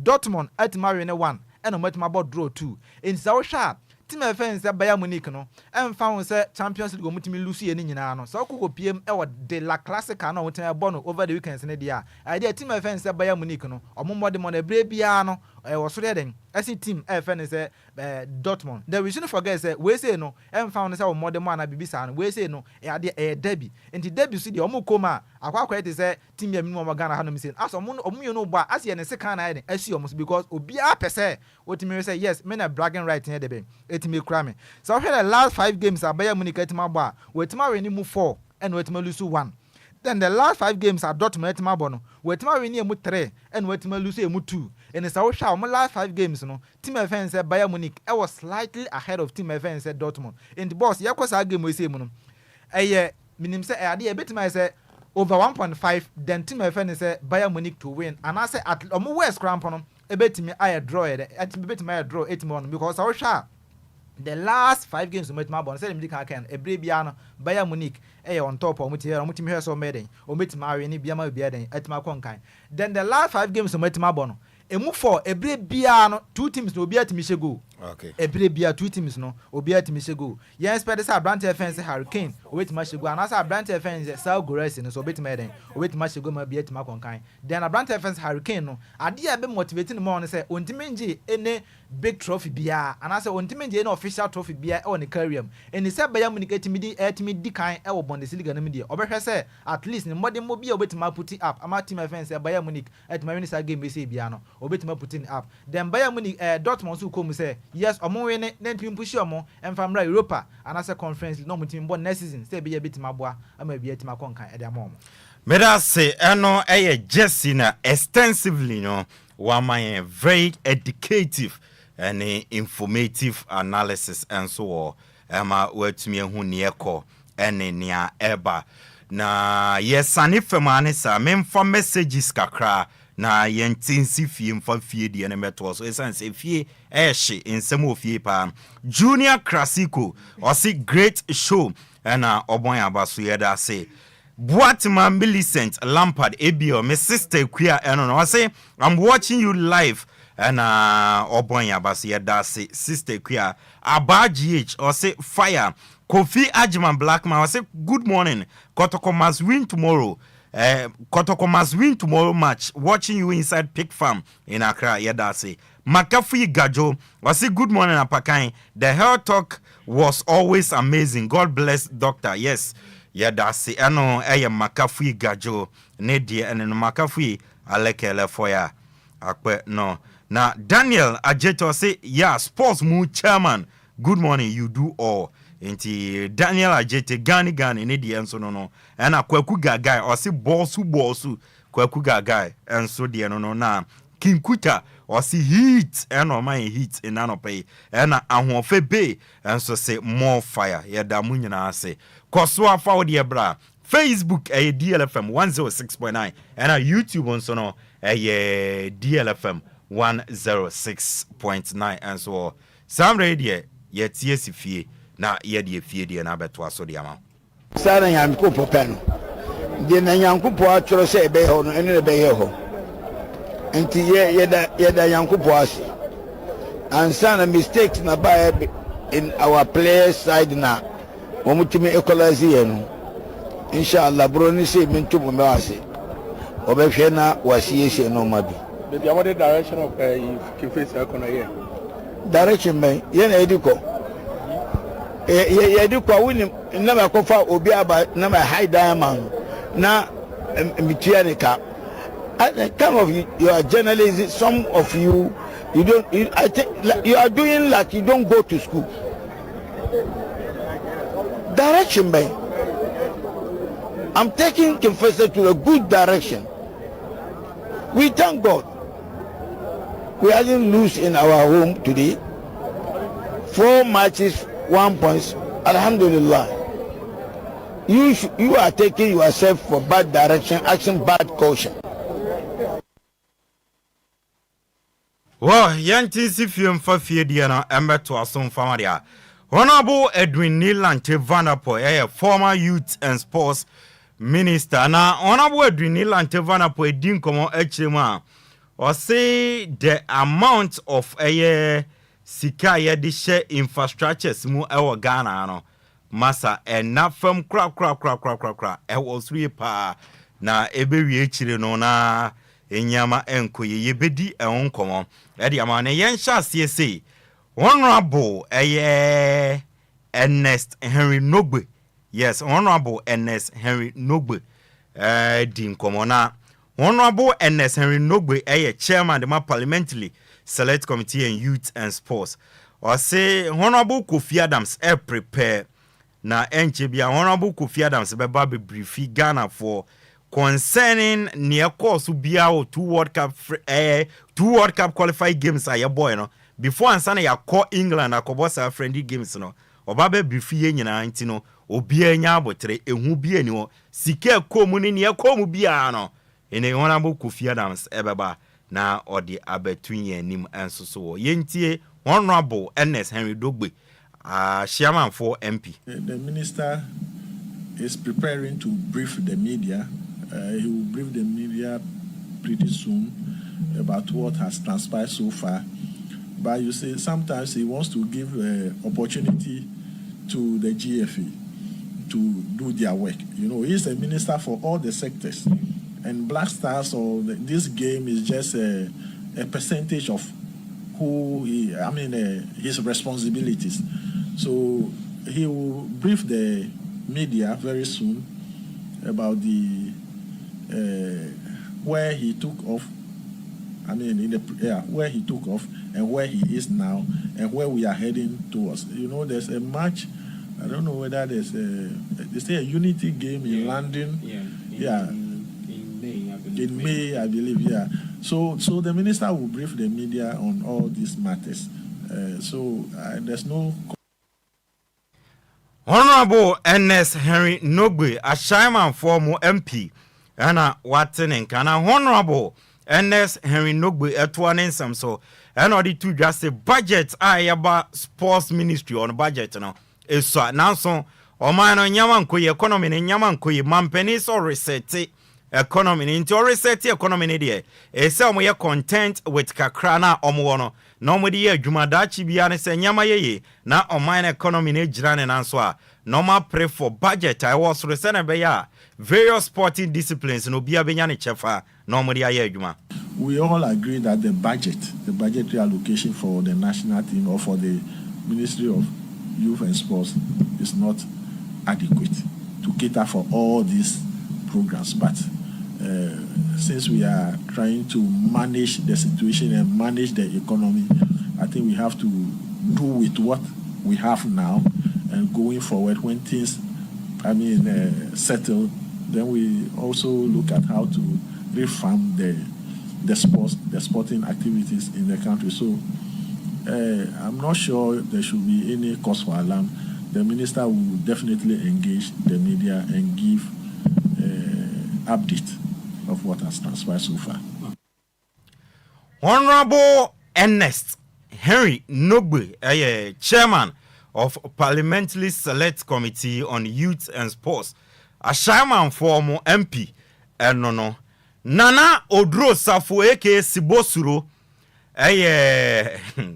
Ghana Football Association ESCO member Bobo Kwa ye friend Brekum Chelsea a management member ye bizanse Kate Okrekwa administration hu ni sen o say munya abotre Kate Okrekwa phase 6 the football people o say Kate fix the fundamentals of Ghana football obi aye FA president for 6 years afen office fundamentals of Ghana football as well. Na no draws are for na no draws are for Nensama or the Atuja and so no ma yet the amount na no draws are for actually market fix fundamentals of Ghana football. Na Kate or by the fundamentals. You know, the Ghana Football Association as an institution. It's something that everybody would like to touch. Like, Ebiana said, you bought waffle, that was Ghana. Countryside, the reference by reference near catch them young. We started catching them young, Ghana. What do you say? Yeah, FNA or Holland, in your HR department. Workers, we are things have changed in terms of administration. The old building, and they are reviving building, they're renovating, they are here, marketing, national team, communication, and then IT section. So we have two sections all together. You know, I said the Yakobo Ligatanga, Akoye Tenka Center. You know, I said there were Leeds Football Academy, Ligatanga, Prempeh College, and Accra Academy, Achimota College. Ukoshe Pram, as at the time we went to Pram, because 80 men 20 acres of the land. But then I register my But when we came, I went and then started negotiation with the new owner, with the Pram. Then the owners of the land came to me and said, land near Pram, and I entered into myself and Frank Nelson and other groups. Negotiating in there 100 acres now it means a change for sports. You can't say 100 acres. Or when you class and a valuation, we are 67.20. Enti nano dro safo sibos rochirema Kate by 6 years in a store now of fixing fundamentals of Ghana football and so on. Nano dro safo to just Kate by a human de waye as I saw fixing fundamentals now. A human waye mo na Kate problem we face any say national teams do not perform including Black Stars no. And on I am for the bucket chinemo no yan Shannon so ni ehun se Kate no wamba for Black Stars and national teams on kwa. To be frank with you, we all had problems. Ghanaians had problems with the national teams, especially the Black Stars. The performance friendly. And tonight, the BLBS were doing attempt. But Ketokreku is not there only for the Black Stars. He's there for Ghana football. Unfortunately, your leg is also suffer. Our leg is suffering because of the economy. Companies are not prepared to put money to leverage for advertisements in football. Economy na no musical concert omunya sponsors ni ade. Leg no moye ni ya nya economy. Mubenye obi ama na sponsor. Muja chacha bet ni ade twa leg no. Mubenye obi ma na sponsor. Na no do safoto ane samso no di tu dwa kirema. O se GFAS ko adwuma no eye de ni buruta. Omo ko haba ko meetings awodo omo the decision banso anaga for di o matem o se ne ye kra ne se bi o mutumi ye zoom meeting for hours obi ama omo credit omo credit no mo yusu na GFS ko adwuma na edin omo bre enzo omo nsan nya hwe mfrim omo sanso the decision ba na Ghana for di o matem sa very in the sense say you have to take certain decisions. And when you take those decisions and you come to communicate the decision to the public, you are insulted. Now, Nanka anti-say, but GFA, election, 2019 election, and a reference election. And after that, they became this we and them. I said, my team, until even it came all to the media. In the media, your nipa I say opportunity, and others know where they belong. Now, whether good or bad, they will speak against you. They will speak against you.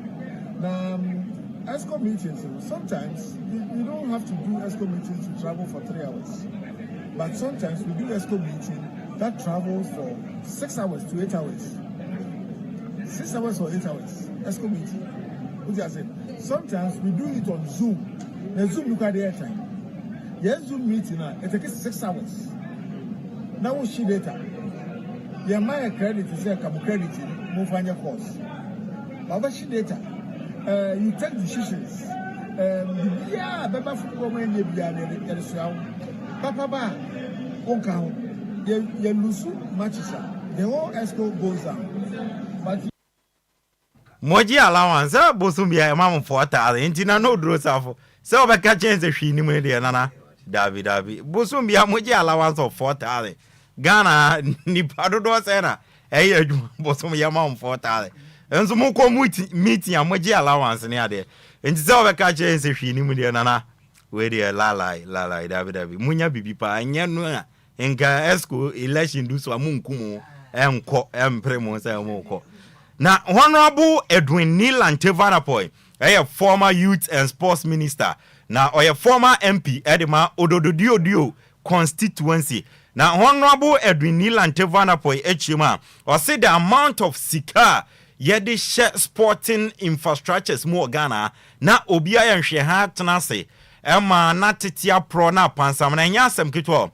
Osi obi bia wadwuma ne se obehwe sport infrastructure so Ghana obetena se manatete apansam no wo ye manbofo ne enti a wo ye manbofo ne se wo jai stadium no ne ade na etete proper ansam no Ghana for ba wo se ye bedi agro na buku obi a enye wu na wadi no nti wu nipa no wo ye manbofo na ya wampofo ankra abai Ojidi se ono ntena se nya and sport infrastructures no ema ne ntete mprompa ansam esan ya wampofo ankra empese obeye mambofo. I think that the amount of investment that is put into building a sports facility should demand a patriotic sense of responsibility towards the maintenance and the management of those facilities. Anybody who intentionally, willfully close his eyes and allow any of our sports facility to deteriorate is a nation wrecker. I'm being frank with you. That's the only qualification I can give that person. It's a nation wrecker. Because, one, you are not only endangering the lives of thousands of Ghanaians. Because when the facility runs down, what you are doing is that it's affecting its integrity, and it may lead to an unwanted situation one day. So what are you doing? You are endangering our lives, you are putting our life at risk, and anything at all can happen.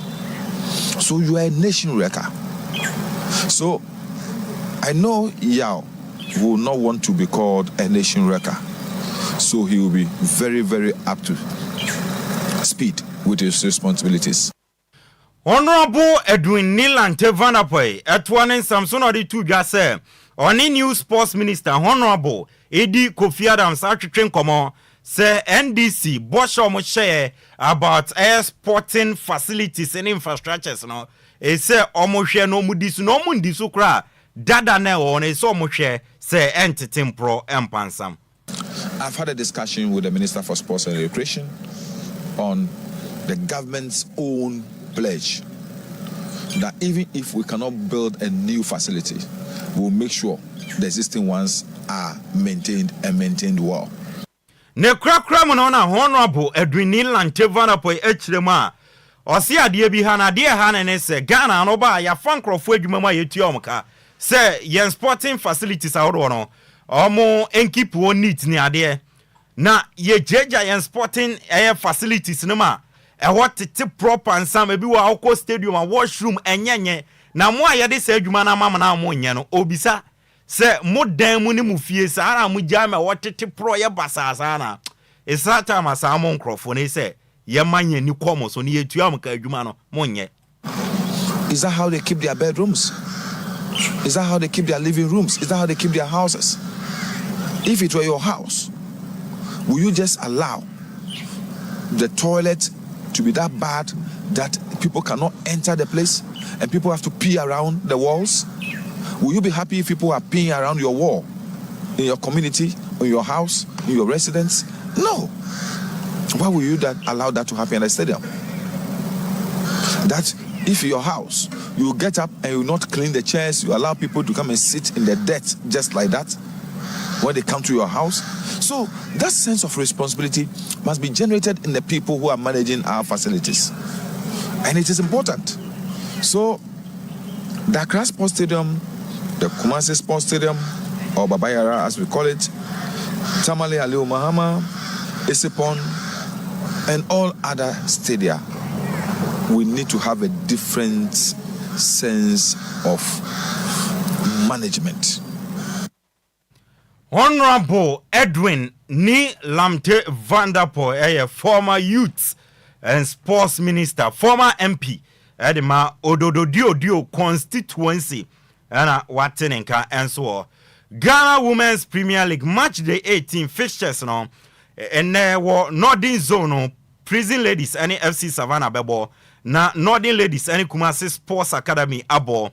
Tamale Super Ladies, any Sunshine Ladies, ebebo, na Fusu Royal Ladies, any Ampim da Kwabo Nina, 3 p.m. and asa games, ebeba, so na fence, no Dreams Ladies, any Supreme Ladies, ebebo, what Saudi Zone, Army Ladies, any Berry Ladies, ebebo, Hazakes Ladies, any Jonina Ladies, ebebo, Faith Ladies, any Halifax Queens, ebebo, lady strikers and soccer intellectuals bebo na fe Epiphany Warriors and police ladies abo ni nyina nso ye ne 3 p.m. and as our games na because so Division 1 League week number 23 Zone 1A and Tamale City and Victory Cry Warriors ebebo omasha said at 10 a.m. and afe Wale Catholic Stars and Wapower ebebo 3 p.m. and afe so no Wasore Nante and Royal Tamale United 3 p.m. Omo bebo na Yape United and Northern City 3 p.m. Oma bueno ye Zone 1A Zone 1B no ochna Techiman 11 Wonders and Doma Unity bebo DBB United and Techiman Heroes ebebo Wanamafo Mighty Royals and Techiman Liberty Youth ebebo na KC Soccer Academy and for kwatano abo ochna Zone 1B ni nyina 3 p.m. and Zone 2 no and then new edibiase and Rose Park ebebo 3 p.m. ochna second 11 Wise and Soccer Intellectual Swedro Blacks and a second Mysterious Ebusuandras and Bekwai Heroes Future Stars and King Faisal Park Academy and UCC Youngsters Seshi All Stars and Sky FC and Limina Sharks and Enzema Kotokoni nyina 3 p.m.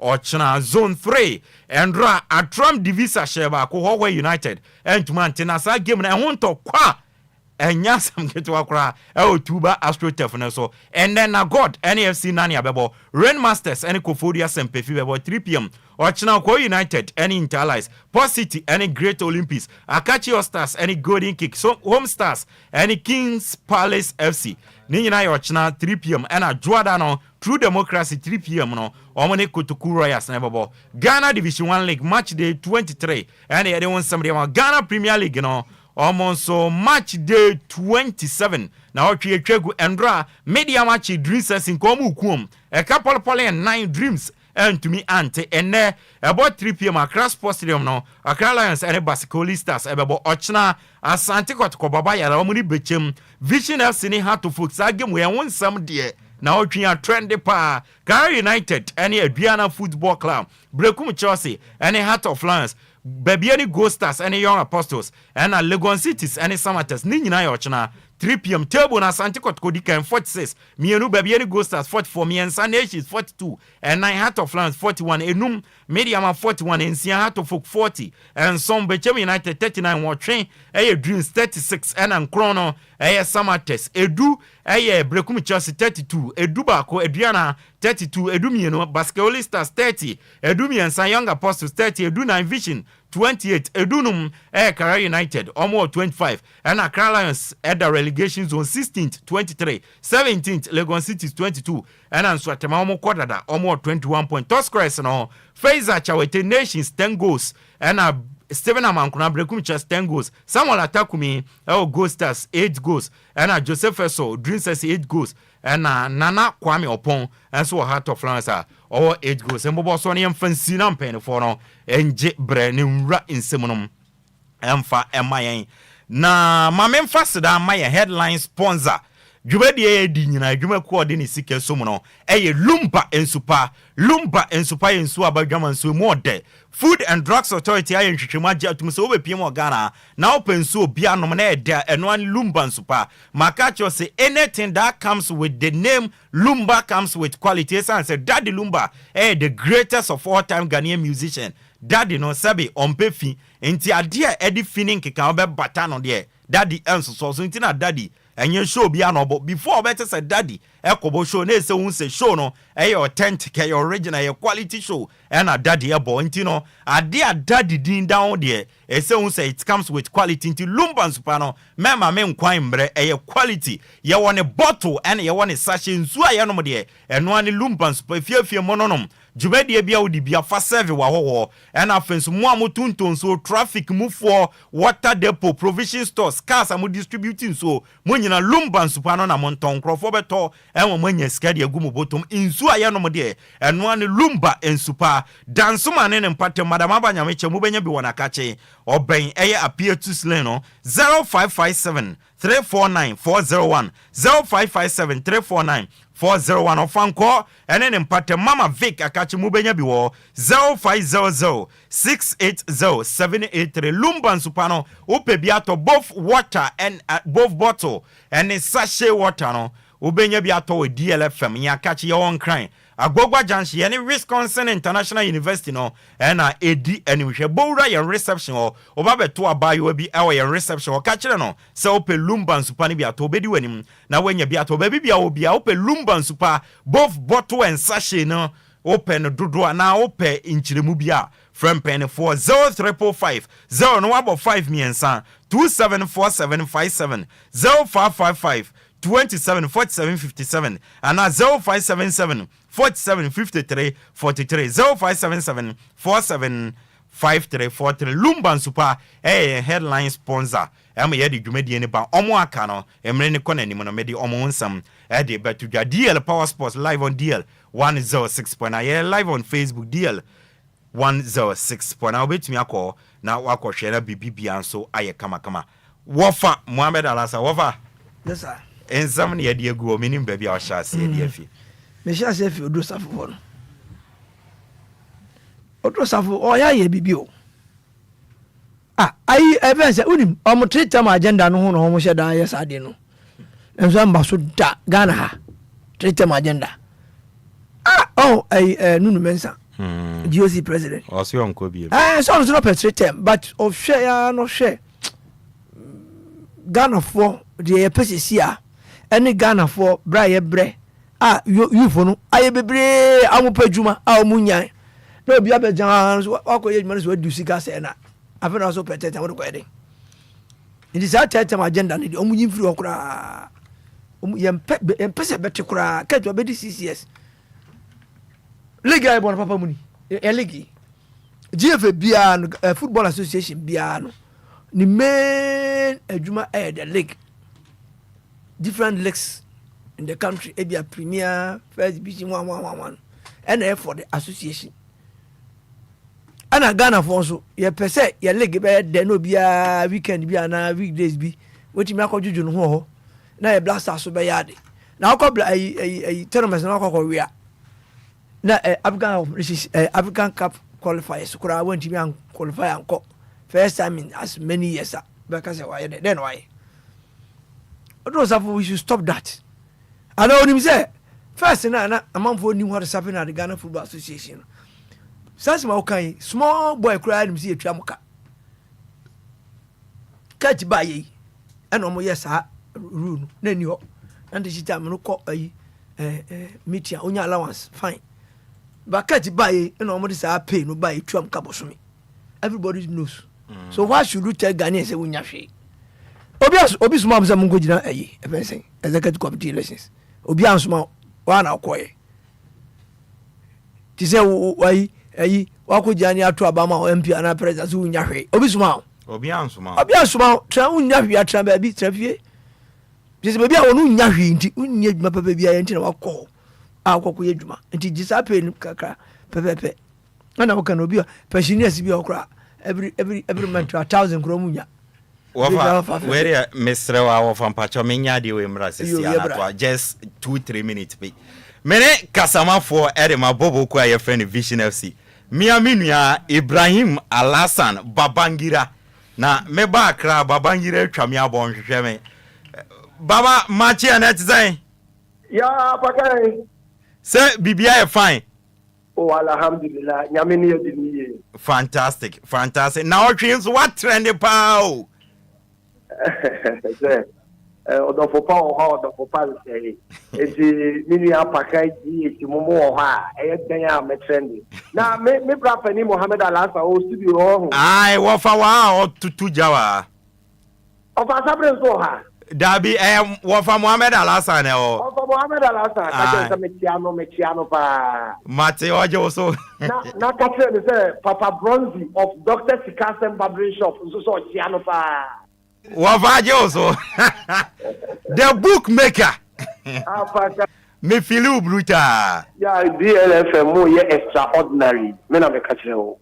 Omudi agora stations ni bi be yo mo so mo e house of folk na omo J League eto aso system so Ghana ha na omo ball unbeaten 2002 na omo J Confederation 2004 na omo J Champions League 2000 by no Ultimate Nations FC sana DLFM moba bi mo be dane house of folk mo be dane vision na say you come and override them. Yara say Well, money hat of folk Ekobo, Babajira all of a sudden. Maso Jabi the good has so mokasa social media pressure.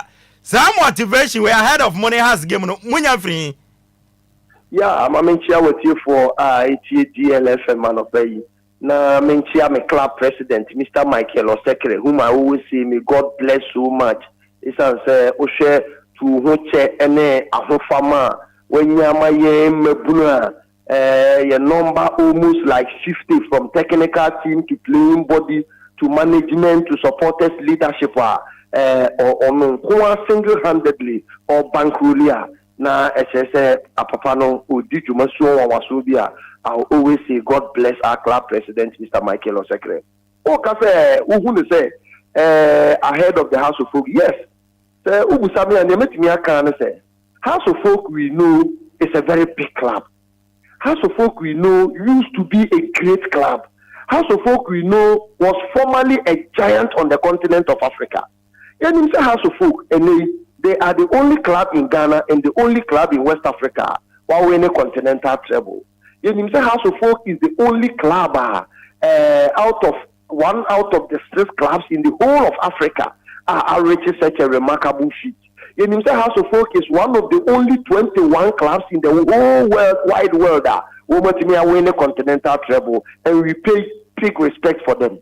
But a person House of Folk fans, the modern fans, who say first gone were the days where just a game like this, the venerable Asuahoy Afanase, surrounded by competent board members such as the late Pakwesi Mr. Atamo, may his soul rest in peace.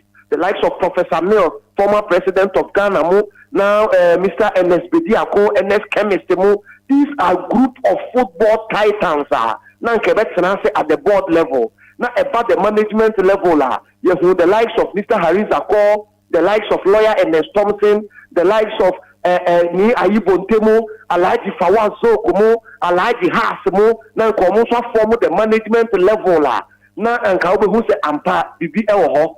Na enuati what's here a consistent playing body. Who's a player be watching me go king Ghana Premier League at also 3 see Academy House of Folk. I don't even remember the last time House of Folk play a BG Golden Boot with the GPL, but I know what I'm saying. Those were also the days now House of Folk were competent national chapters committee. Who's our president Ora Afukwe Krimo, may his soul rest in peace. The likes of Muhammad Al-Hassan as national organizer. The likes of Maswela Sabre as Secretary General of the NCC. Even Omokra term, we see how now the Kai very much more time. Any Neil Armstrong, more time, the NCC was very vibrant. Today, over NCC, you only know of Elvis Hemahesi as chairman, Kobe Jones as communication director, and probably Madame Vicentia Duku. You don't even know the rest of the NCC members. So, okay, can't be Bomua. Mimobia was a house and then yet a house, a man who know. And now House of Folk, or home Nations FC, or Premier League last season. No, I say half. But such a holy star, ever Premier League this season, was say half, I drawn away, at 4 points a fee house. So House of Folk is just an ordinary football club, which used to be a great club some years ago. But then to say him. Wow. Now, what can he say? Say, yes, he had this season crown a becca. Although say morning just a senate be but say Babangida omoda 6 and I share vision moda 14 20 and then a mama's motivation is a mobile to match has so easy. Say where more those who are aligning themselves to your assertion are deceiving themselves and say this season in our Okano. Fine, yes, House of Folk or share 1-0 at Legon Sports Stadium. But let me pay big due respect to the big teams this year. Stomaters or share 2 goals, the reigning league champions. Nations FC or share 3 goals, that is a great team. Asante Kotoko or share 4-1, that is the greatest team in the GPL as far as we vision we are concerned. Not House of Folk. You only about 90 minutes. Rest with this 6 minutes. Can woman here 96. Your center back lose concentration for a microsecond. Or mutiminya that long go will go back. And shut down House of Folk, PT House of Folk is now clearly possible. Basake Holy Stars Asheno, Masons Asheno, Between United Asheno, Dreams FC Asheno, and in their last 5 matches they've only won against Mediema. So it tells you that they are also inconsistent like us. They have descended down to our level, and now you're no more level pegging, and you beat House of Folk tomorrow at the near J. Krakus Sports Stadium in Newtown. Baba, Obibeka say, Mania bring na House of Folk supporters, and I'm a person or more barbecue game na Munyeska. Obikasa, on any again say, just Sikana mo paintina moye winina. That person is not far from right because Ochina writing history near J. Krakus Park. And see, once we are writing history, you have to multitudes of spectators in their numbers. We don't care whether you are House of Folk fan, you are Ewo Keke fan, you are Busian Dwarf fan, you are Kosovo Crystal Palace fan. Yet they say football loving fans and form an interest in a new town. No, Mama make a fantastic game.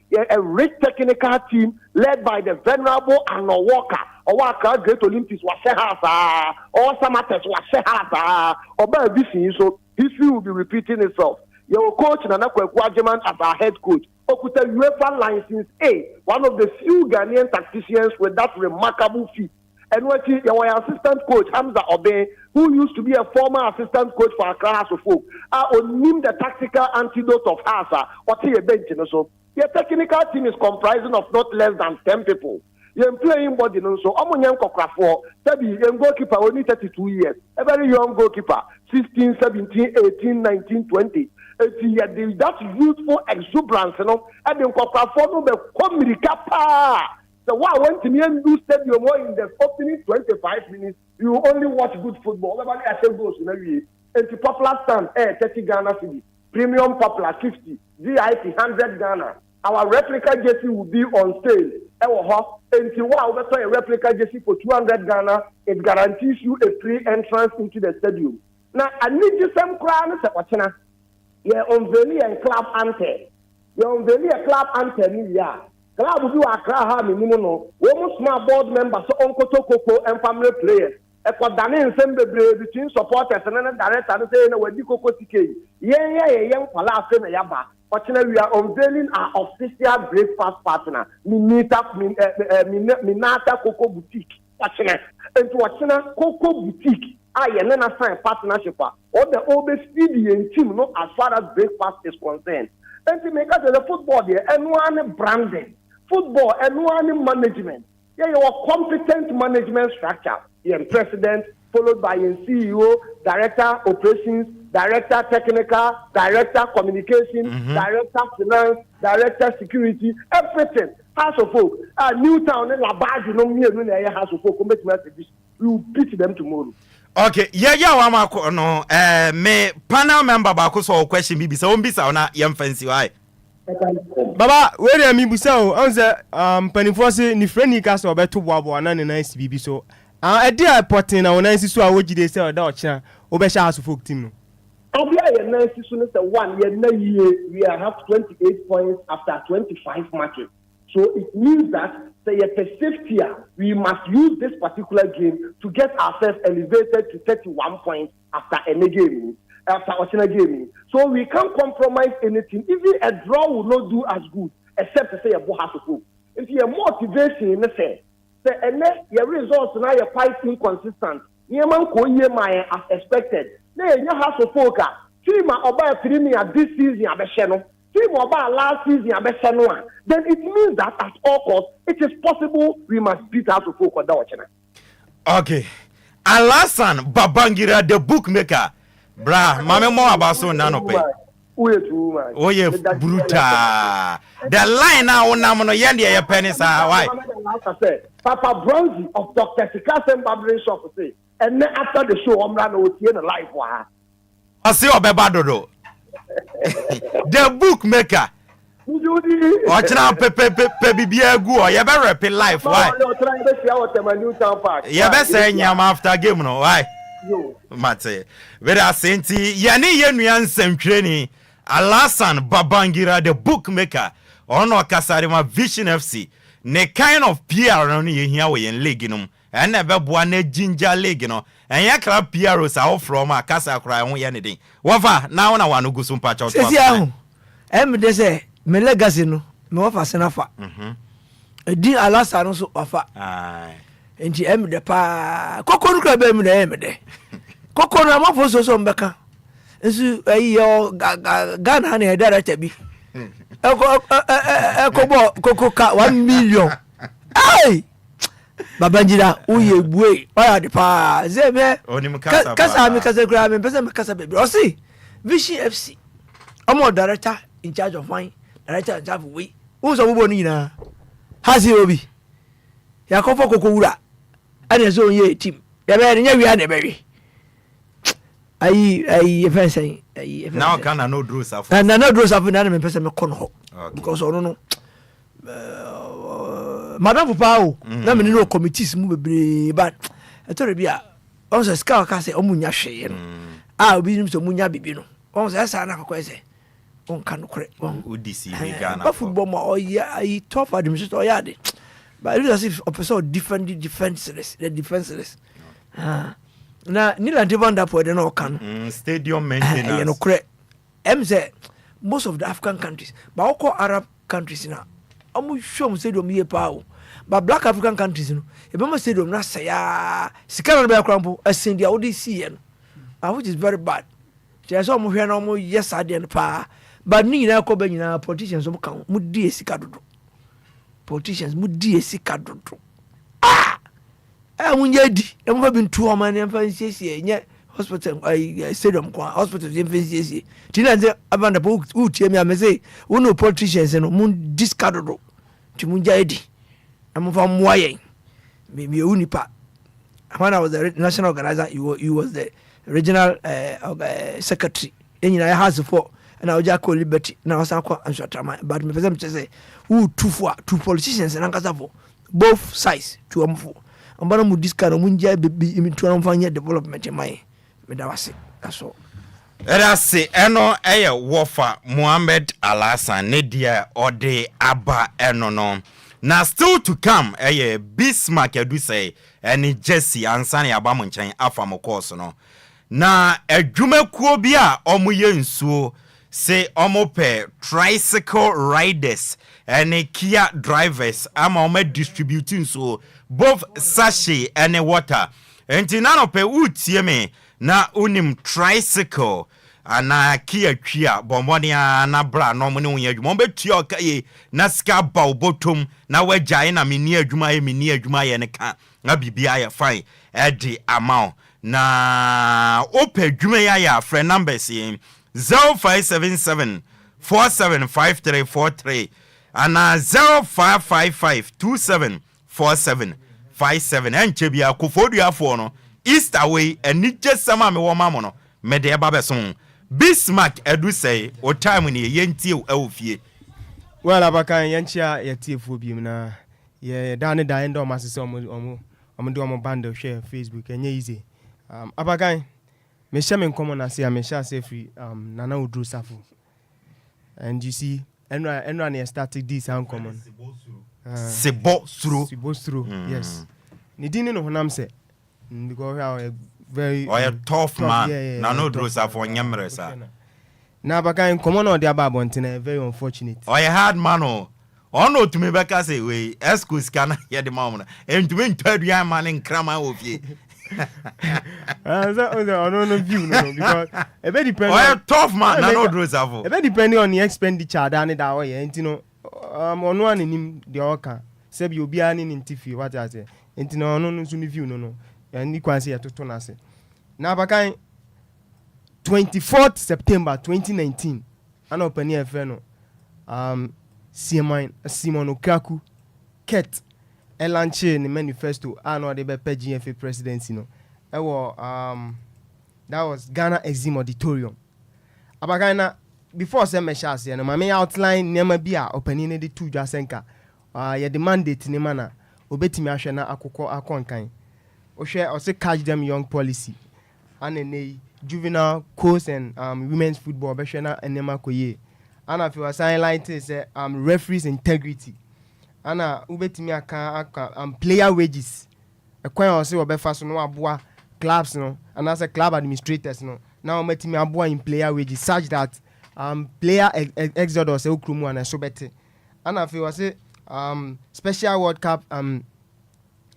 cup benefit fund no ɛno nso bɛtumi de aboa na players ni bi that is retired players ni bi yɛtumi ayɛ dɛn aboa m no ma adventure in coaching but apakan ɛnɛma a maka no nyinaa no mɛtumi aka sɛ mensuro na meyɛ ha ma ni nka tu pɛ na mahu sɛ Keto Kreku etimi yɛde mandate ni maa no 6 years mu no mɛtumi aka sɛ mede me nsa bɛsi me boa aka sɛ ɔpanini abɔ no homɔde ayɛ that is catch them young policy no nkwalaa no referee ne coaching no ana afei women football ana mɛka sɛ ɔpanini no atumi ayɛ ne nyinaa ne sɛ yɛte kuro duawem that is last season ana Royal Tamale United for ɔmo se yɛntua ɔmo ka nti ɔmo ntumi ana ɔmo game a ɔmo ne Dreams FC bɛbɔ yɛ yɛte kuro mu ana yɛsesɛ so a nkɔfoɔ bi a yɛnim ɔmo so ɔmo yɛ sɛ bi carpenters o sɛ mason so sɛ bi galamsey so yɛde ɔmo kɔ Dreams FC dawu ɛma ɔmo kɔgye 8-1 yɛte kuro mu a biribi ankɔ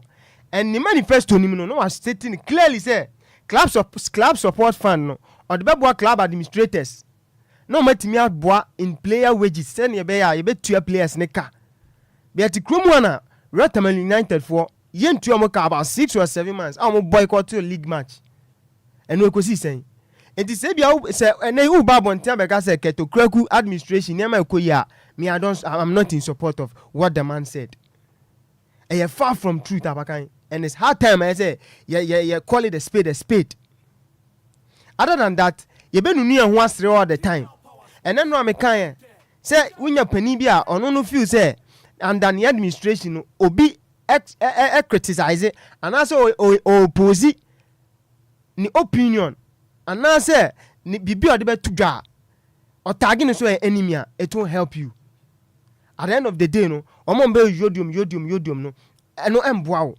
because company for see the twa send him in church and if you are surrounded by people all the time no singing praises to your name you didn't know where you are going wayward and it happens so all the time no I'm telling you may sink whilst you are not aware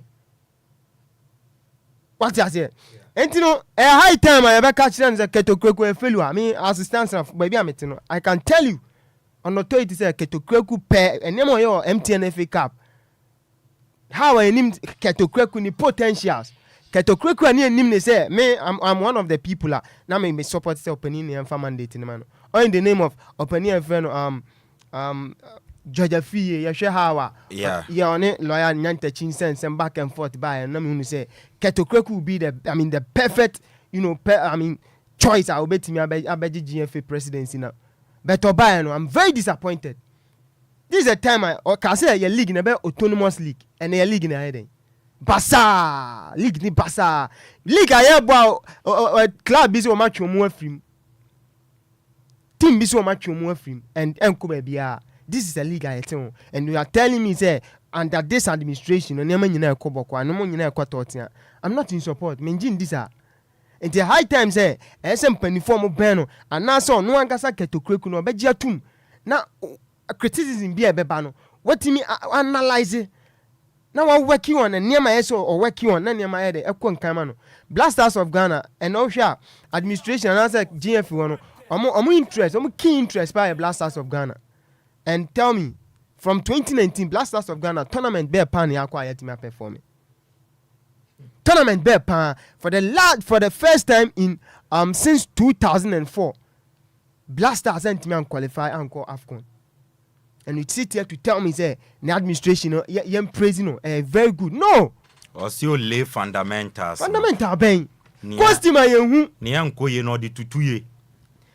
Grassroots football, and ask me, grassroots football, pan, question, question my young, juvenile league, KGL, Omoboye, KG and the Crampo, I say, no, I'm saying, region be a players, Omo excel as best players no. You bet me for me na nanke do ma ba national. Na ya team under 17 under 15. Ask me there's this guy. You finish think aka. No money ta and sa KG on the pan. I say central region. Boys now mo ball mo jiro mo ball ne pan no. Ya ba national na ba ku kra nim. Nipa ba ku kra nim. You see? saa KG na ba say grassroots and kwala no omo ni ball ne ball ye prepare omo na de omo be under 15 under 17 such that e betimi anya ye local I mean ye juvenile teams no omo betimi abobo ni ye no omo excel ye omo yi omo as best players no ye ba national na ba kumpo nim enti juvenile and as fundamental ben ana 6 years intimi lenwie e kame akoye say Ghana Football Association once akoye say Ghana politics say about 12 ba na ye start yi kwan about 12 ba na ye start nim how any ordinary Ghanaian to insedidi about 12 ba na ye timi hu how a e betimi visit I mean efiem na yakosi nkofo ne ma and very sad ye betra we hu akosi da ben ye ntimi nka no kranchire nuana enema ye say ye gu akwam na enema koye ne ye ntimi nka ye betra we hu akosi da ben dane da be nu an wasre and very sad entino a high time 2 years I done anim no onhwe na de ankoye no se si a wo hwe World Cup qualifies ya na bo hwe ahonke kan no de GF ni de ahyem to the extent say yetimi koya akofa the sitting president and honey there I mean support of it because how ana blasters ni sunsumu wo form no na hu behia say empanifo nyina ba den with one accord om de hu be hyem na yetimi anya qualification no but senya Ghana na senya blasters enkomodia ahonke kambe na GF na ngasa owo ewa league nim general league ebo no headline sponsor player exodus player bia obeyi no hu okromu abia so ni bombo bia ontimi mo 2 seasons on countless occasions nya the likes of Hasofo Kumasa Sante Kotoko the biggest club in this country amu players go for free a free ban your contract ne all free Ghana ha akono hwe how anan insense am etie and we sit here to tell us say the club support fund ebe boa club administrators in I mean such that on betimi aboa in player wages say na be betua players akaye no metimi atra krumu in such a way say player exodus na so bet ebe minimize me wa nyama we na ekoso nyama we na ekoso enti very I mean very sad said that the ekose enti no yensre omo so mbe nyama yi omo tutu nyama yi na da ne da omo nnu omo no omo srin de emwa game no abagande na game amenko honorable minister sorry honorable Ernest yes minister. That be make honorable Ernest Dogbe de no after say your ball 2 matches ni which is 2026 FIFA World Cup qualifiers no ana your be ball pani honorable Idi Mustafa Adams right ne voice say osia den na ye de Ghana blaster budget ni ye den and hono ye nyina ka say ne nya adwin because that's not the right way to communicate to Ghanaians because anya bi asabi oman taxpayers money ana ye de bo blaster no brand two ba bonte we ka say ye de ya enye fair I mean let me say fair talk na ye kan no enti ene say ababonte say we be enti bia mo prepare de beba ye wo twanyim but I want to believe say politicians very soon they are national anthem ana me busa say very soon that ben I want to understand say I FNI prepare budget before the games and I say prepare budget no after the games. What I know is say in actual sense no anka Danida the FA prepares the budget before the games and yes so yabo World Cup qualifiers 2 matches no ya ko 1 month mu ani if I'm not mistaken yeah and then consider ben which budget I mean why ya prepare even before the matches now still now we should wait very soon. I mean is it that omu bu Ghanaians and I say is it that sebi onipa bi nya mandate na ni refin ho ana power there we onipa o ye den to me there wunya na se wan hwe ya to me no override nema bi a na enka wa bra bon kra do be kan to me ade bi a de madam fu bi ka kire me o se Bismarck unim suban na me se ade o se wunya ska na me se o se me nya ska na me hu me suban and it's true onipa bia Apakan me nuti a unim suban because kakra ni mo o me ebi wo me mo pa and we so me hu so me suban okay asem no I was doubting but I think say and met me agisa asem na di enipa hu ban yo bia na 2 minutes ka to me control no obi wa se no tie no onya 2 minutes ka sa no tie but Apakan per your politicians I mean enema kakra bi ye hu politicians na side there me magia to me say unya tumi mouse sa. Oh, okay. What I say? Honorable Minister who need that me nda be on penifom be no pen koma eno mu didi ene hawa nkoma mo ne yedi. Ye nyina pen asem. He's a man why open. He's ready to learn and he's ready to take Ghana football and I say Ghana sports to another level. But to bana because say yeah the budget ni yeah the idea and yeah right way to go by. Inti yesre budget ni da hodada before say about that 2 matches no budget no order.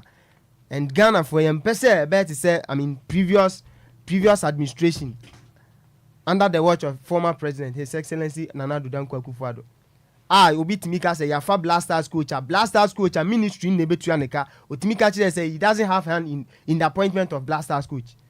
Or in the name of say and you only bottom scan to taxpayers' money. And he doesn't care. However it goes on fan the baby and on bottom sika Ghana Fusika. And yes, taxpayers' money. If say you me a company be named to direct taxer. I think say one way or the other and you talk you turn them from groceries. Or beer to your yes. Or to the you see, under past administration, then I said, Uto full of filling station at the moment be to Apakan, yet 2 e-levy. You win a start printed, receipt in Mawa, Uber VAT. Just a name who 2 hours, sa past administration. Okay. So, in the on my Nisikan, ya de Bob Blasters, no bra. In the budget in your training, you expect to enquire outrageous figure bia. Because you know, setting area for me Ghana. In Apakan, no. But I say, I know a Bismarck do say, no, what in car. Now, many animal more Kofodia.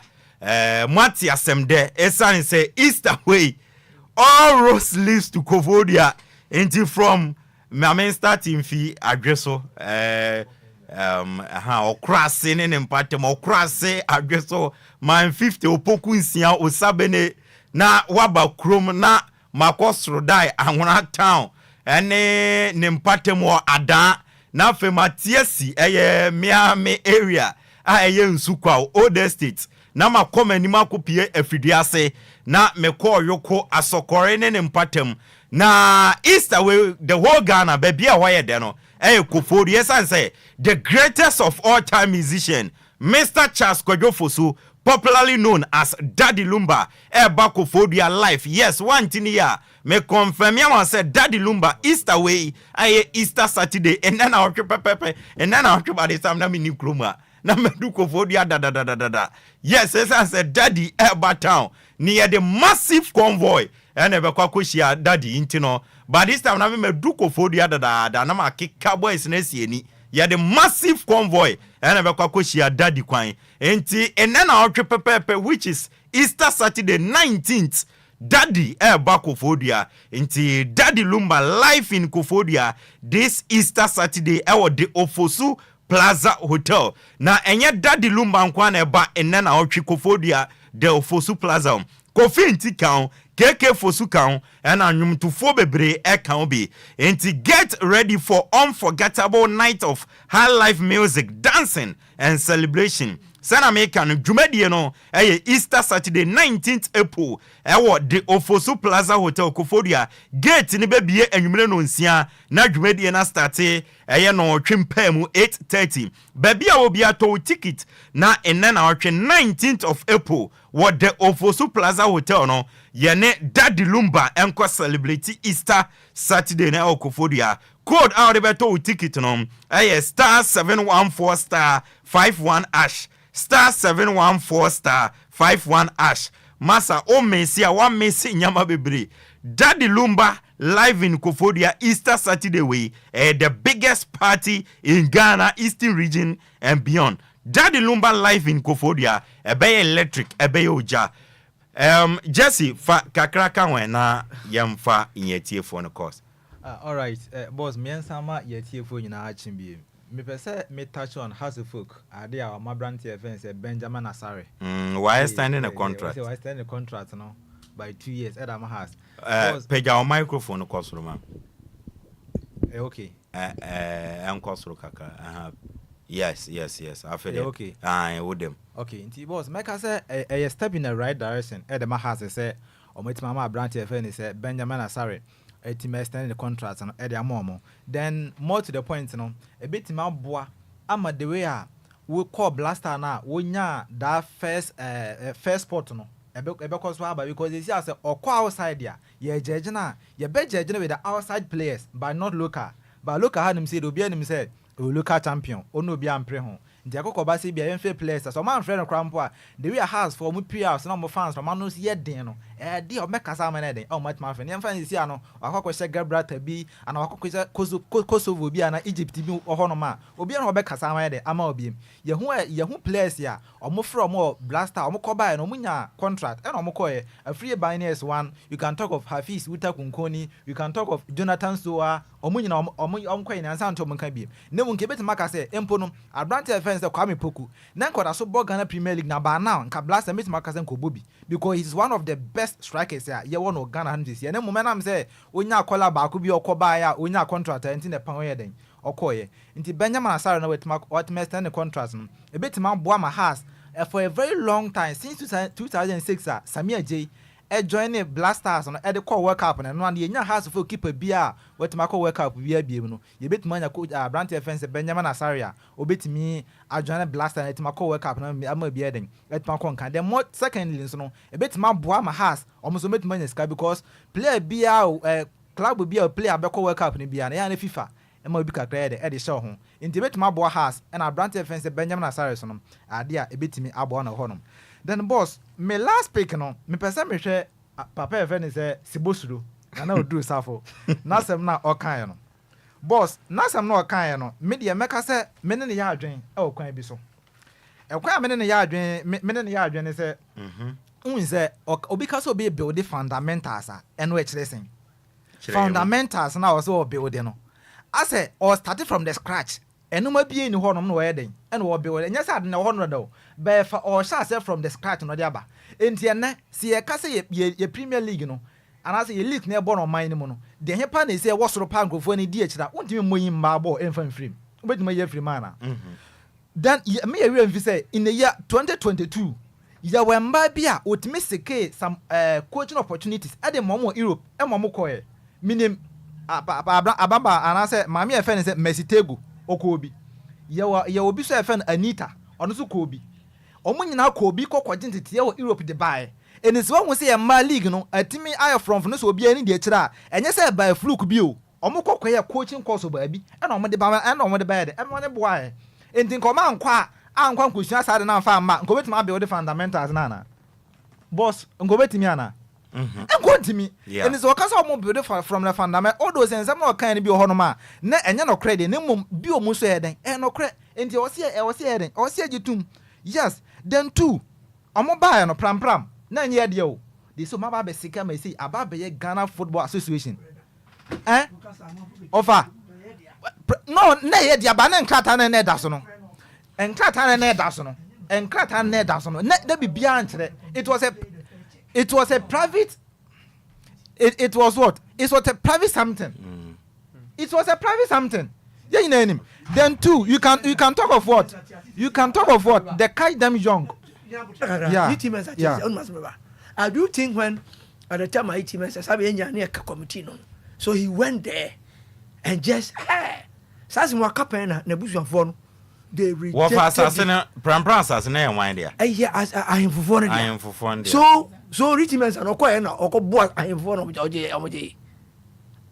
Wow, and I make us a Ghana or cast my baby to say has yeah secretariat in ye. Was a mavoka to go after no toy. Do a better no, and Sanka or Casano or deep, you know, my team. Solio, such time no pone Jeff in town or no. And Cramon no Kuya or the political party never by Virginia Daddy. So, there be data main person of corrected radio station. Oh, immediately, over Cassan. Obia want to say, oh, the wake and yen cressa. Sabigo no need as I can continue so. No need on Bankra. Oh, so he came and added. She asked for a bar first near Toby. And it was better. So give the credit to those. The man into credit in the team mensa. Come on, sir. Oh, Mr. Omri Cocotrina. Wow. As I say, yes, I say, a different zero can say, a person, pram he suffered. It must have suffered on that. Because now FNO, who's FNO? FIFA or Frano say FIFA yeah, the football they buy politics.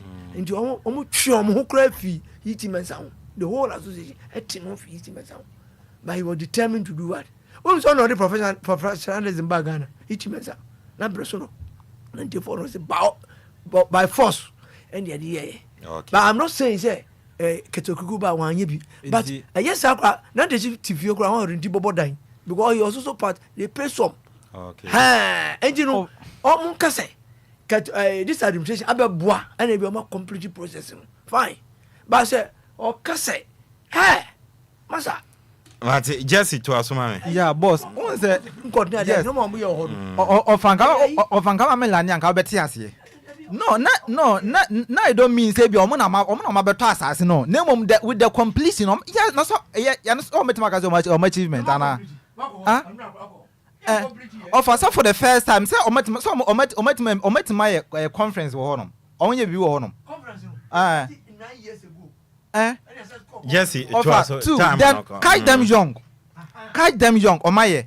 And omo can friends and chronics. They see offer tell say ye ka say ye pe the best sports hoster. Na say Apakan o ka say wa. E no say friends and chronics ana.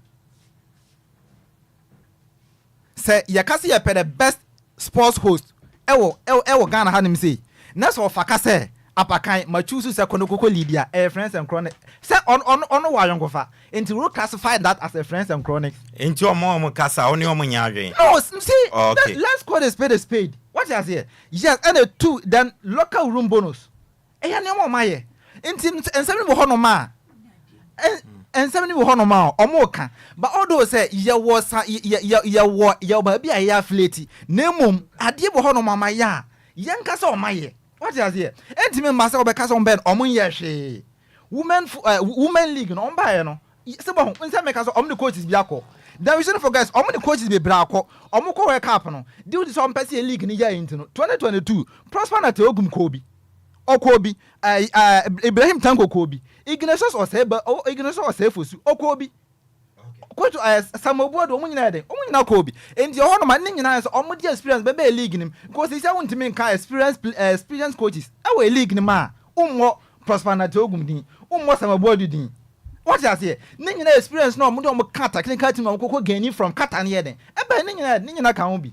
Yes, minim say bi obi won obeka say bi a say ni say nemum. Me so minim say omo ba yan de. Oyo omaye bi. Alright. Just say no man ho omo ka oni say e force de nemum. Eno we bi ho no ma den. Omaye bi.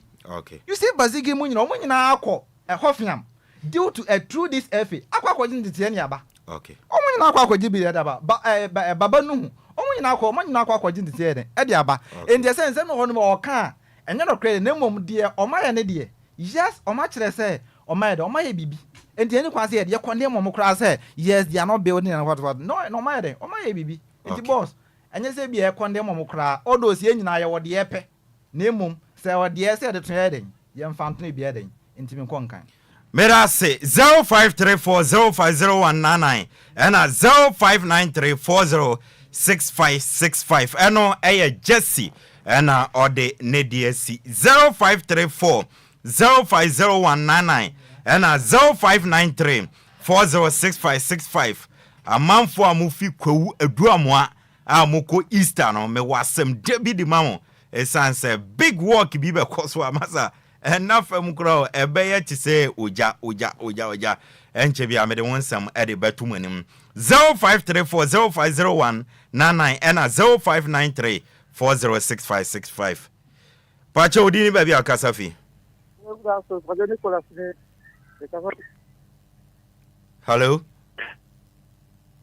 Hello. Nico Mpacho yato nka yentio. No, pasa me chwa je se. Budget omunche. I did for high every because I was fair. O man tinu so. So I'm son of blessed and only. Come my blessed and oh. They ko ekai ana se bi aka. The cabin to back among money, a cat, Yaka. So, and I'm here for 5 cats, so all by this, said near be a cost of league, the quite 2 women to you who say, at my dear Moka or dear Moka. Omo ti aka o be sin ne so as go dey back for here be sin ne as go ni league mu so mu tama dey omo nka fi be sin ne it is not the third time na o ka de party omo ma omo nka fa ko je ko omo na football e ko so omo bre ye so nya ti mu no bre de be no ko Thomas e be no ko on ko system e be no omo ko ko ye sa bet ya ba so ti no mu na league ni ti min ko so na is ko pass bi because me ko pass am through so ti me sram me ka me ti makano me da want to agree Yanso yada se Nico Obaye enso ewo ho 0534050199 and 0593406565. Pacha udini baby akasafi. Hello. Yes sir boss. Good afternoon. Morning boss. Good morning. Yes sir. Me kanka. Se obetika. Ofane wonoga. Kemo ofane ogbeke heno otwakeje atomi ni mante ile tamanuta ni mante tamanuta ofane wobobotue kemo kini ni has kwa tabolo wo ake wole tun ake mewu has wo bo fiabo ni jiba wa kemo ka ke sure e kan lo ahun eje adowa iwo but na se kan ahun wo has ba wole be ba ga di ma ba edage tamanuta has lango jame ke has odupa ni ro jame eliade si kama bige tama namba ta has no ni has mbatama pe we la be se wo ba po wa ha me bo fiabo na ma me ro jame na me ka ball e tamanuta si do fe wo minke tamni manti has ba wa me ka bolo ha me has nyojibo na yoli ni ko ko ni has okay wo obaya stadium ona iye doko ni ma se ma ha me ko me wo do wa no quality ni gbagbo ni nyima ya okay ma performance twi all right maka ame onu ka segbe maka ame kuma ga bua be kwa ke suwo ke tan lo ahun e di adowa iwo okay onupa ni oje e ba dun abe ni ibu e stone ofane yo oyiwa don bye enti ose baba nyira menka njira mo se has no yeti ni furum vitema enti anytime a has eba tema bia no omo libation kra kan twi omo nsa bia omugu enti ombegu sansa no na omugu sansa na eye dan a wo ye team na one has bo tema omo be show enti baba nyira o se men kan kire enso ewo honom na mebisa nso kire obekọ stadium ano no si o bibi o be ye enti no ntumi nkone mo obetie commentary enso ewo yamfa bakumienu binka na yamfa nsini yanko 0534050199 and 0593406565 and nankasa lines no and shada ndm enso ewo 0534050199 and 0593406565 odi aba yebefa enso so ewo Dabi. Okay. Mami mfawe. Dabi. Line si. Okay, mami santrawe. Pacha udini baby akasafi. Apakan, Pacha, good morning. Yes, I'm Pacha otemenka. Pacha mitonka pa. Okay, Pacha udini baby akasafi. Pacha midini ben. Pacha akasafi. Pacha mkasafi ka Kenya. Okay, Ben Pacha yentio. Oh, me ujidi pase has beshe omo. Has beshe Vision FC on. Pacha. No. Me awe to ombeshe omo. Okay. Mate. Yada se. Yo. Okay. Ti ono so nedie enono. Yemfa baku bin kan yenye yamfansi sanse lines no kra no. And shada NDM1 corner bar na drop here bar na drop it and so 0534050199 0593406565 lines name one there but all the banner etuma ye bit me afa one so okay back wa men try say bit matuma pacha odini baby akasafi Apakan. Yes sir. Morning boss. Pacha Richard in the media. Oh, bra Rich, mpacho entiwe. Ni ya me wo ka minister and say yes reno tax no and I say we no on ye no famra na mo nka say onye won hwe omo hwe ni ye do omo botom de be guso de nenso yes re omo em de hu yin ye pa so ka say first or can say ye the ye day now why they sit down because on ye hu ankonta na say on fa dwen wo dan no wan kan wo it yes re na omo modin no mo family man okay bra no mo de ba so mo botom de na nye boko so ye da ma Matebra Rich yanso yeda say for odie a ode baye and so ewo honom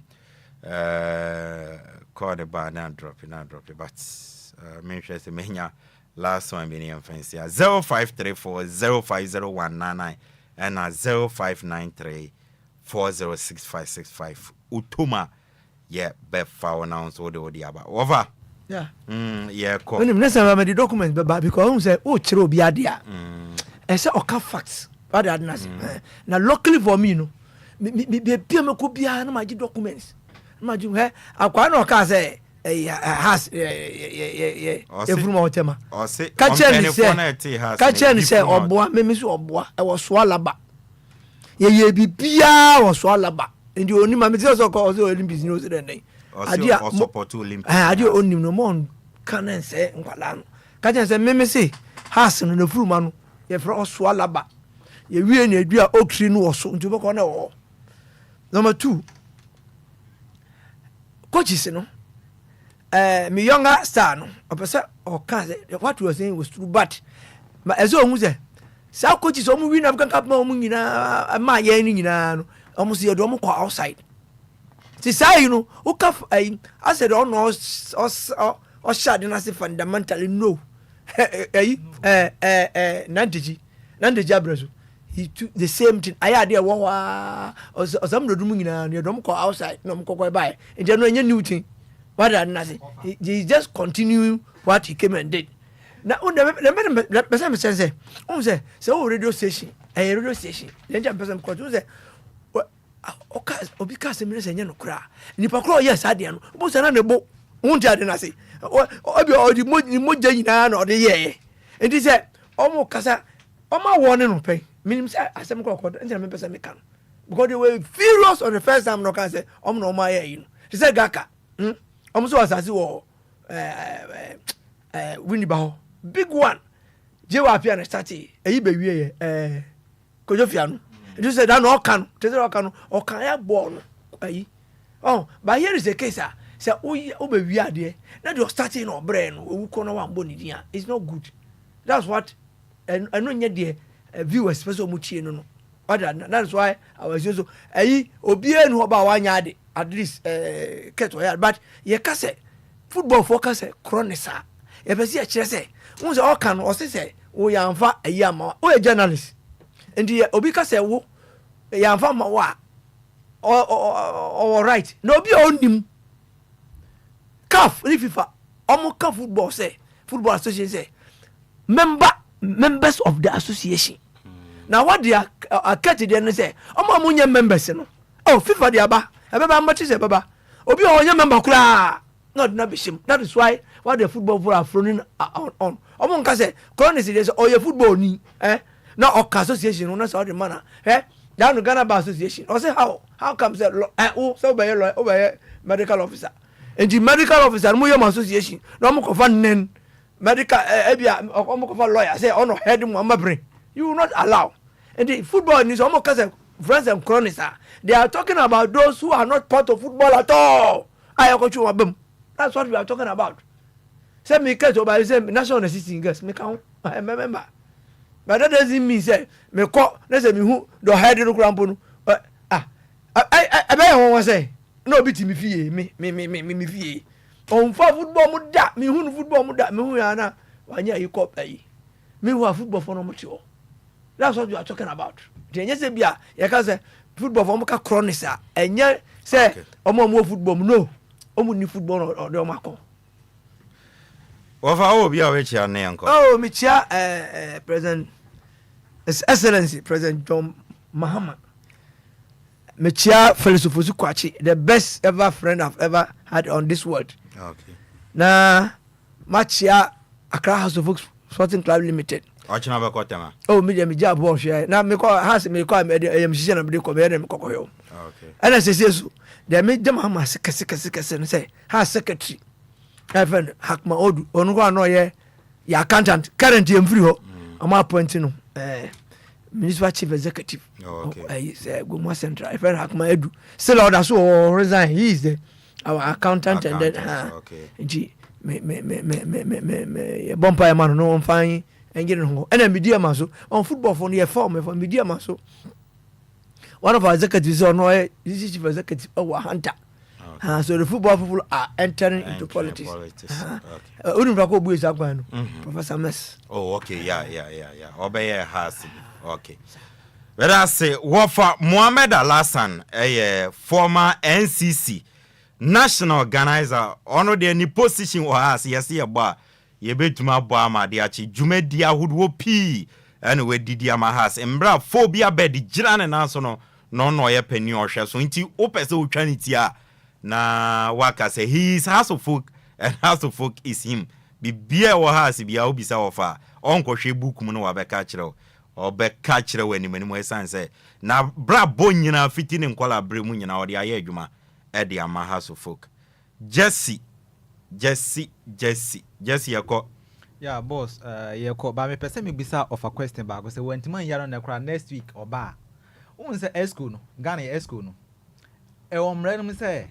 Who wait mark 3 times. Time no continue next week. Yeah, next week. Oh, yeah, time now. Almost wait mark 3 times. Ket enso na head of the esco. Ket or can esco no. On Ket is next week. Next week. I know. And to me, the minimum say, Kat is the head of the ESCO. Okay. Yes. And this almost say, we are ESCO man. That's the only thing we trade. Yeah. No, can ESCO no. I didn't want to. Okay. Next week. Yeah. Boss, yeah. Mammy, yes, I did. We say, and free honum.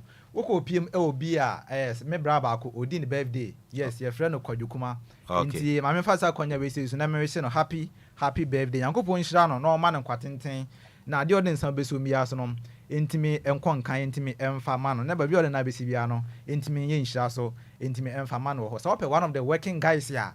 Or mahu mu ye pa no so mo Ghana hadem say wontimi nka enyi Kojukuma emfa mfrim. Nti Yankopon mo na koma so ade bia so a ade be wetima bo ho mpaye tema che bia no entimi emra mu entimi emfama no then boss okoko pm me community a yes emrante hene ade a afi bia no ya no the gala etimi ehye so in the 2025 edition of emrante hene gala no ade a betima ba so from on the 17th April ekokombo 21st April no and ebetimi abaso e Kasapin Cocoa City Park ade a se wahwe gala hwa nemom on the 17th to 21st ne de wo de bra never hwe ani so ade bra never hwe ne kokodi ho adanse e fa kire afoforo kokopie ma ade a boss ade a qualified referees beba scout beba Premier League Division 1 so munya beba aba scout nye den etime ho no players no do na so betime anya kwan etime tu kwan akwa brucha akobobo ama bia na etime akon kan medals jerseys ene ball ni sika ni nyina no ade a winners no ene mo mbe run up no ade o mo sa betime akabi enti on the 17th April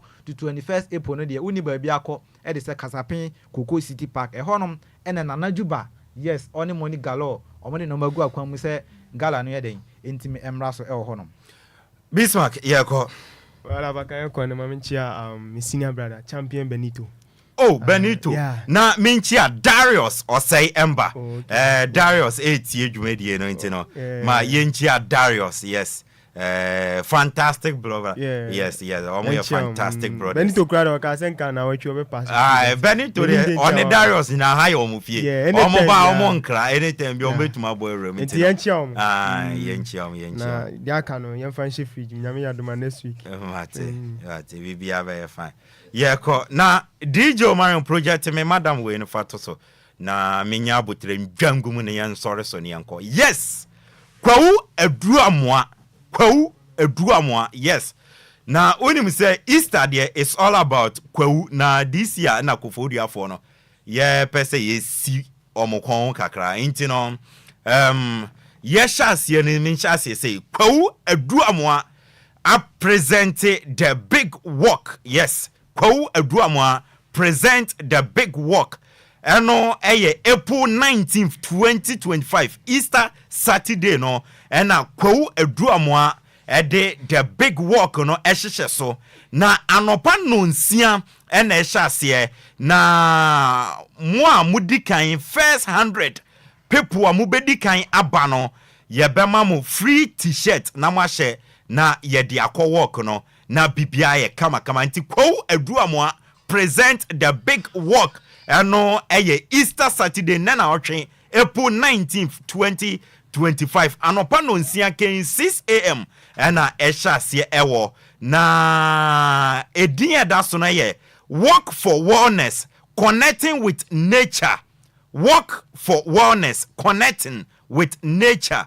Meeting point no Aduamwa Derba grounds. Aduamwa Derba grounds. Now refreshment after walk no bekoso. Refreshment after walk no ebekoso.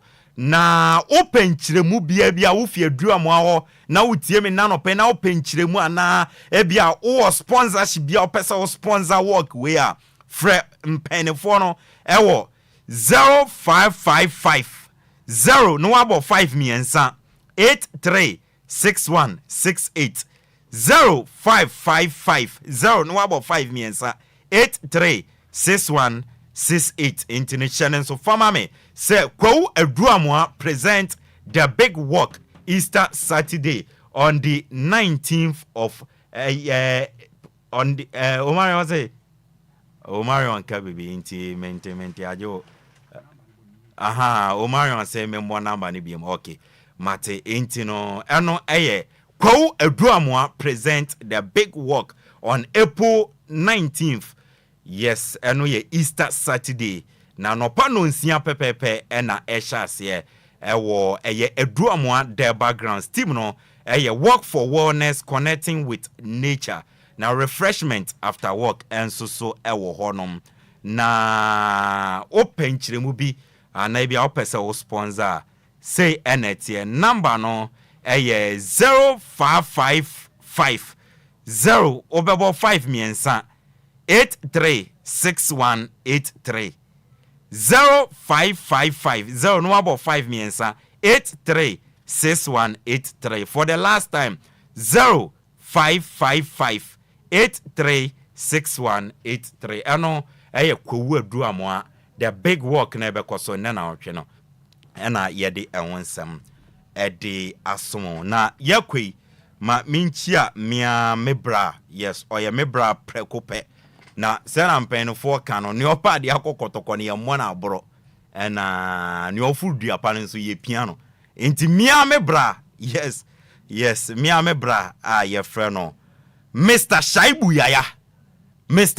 Yaya epe district chief executive ewo ayensu ano na wakone vetting on national nyina na oye ayensu ano NDC organizer obo adwuma bruta enti we dia empene for me ha mebra no yes na inside that no wabo adwuma enti Mr.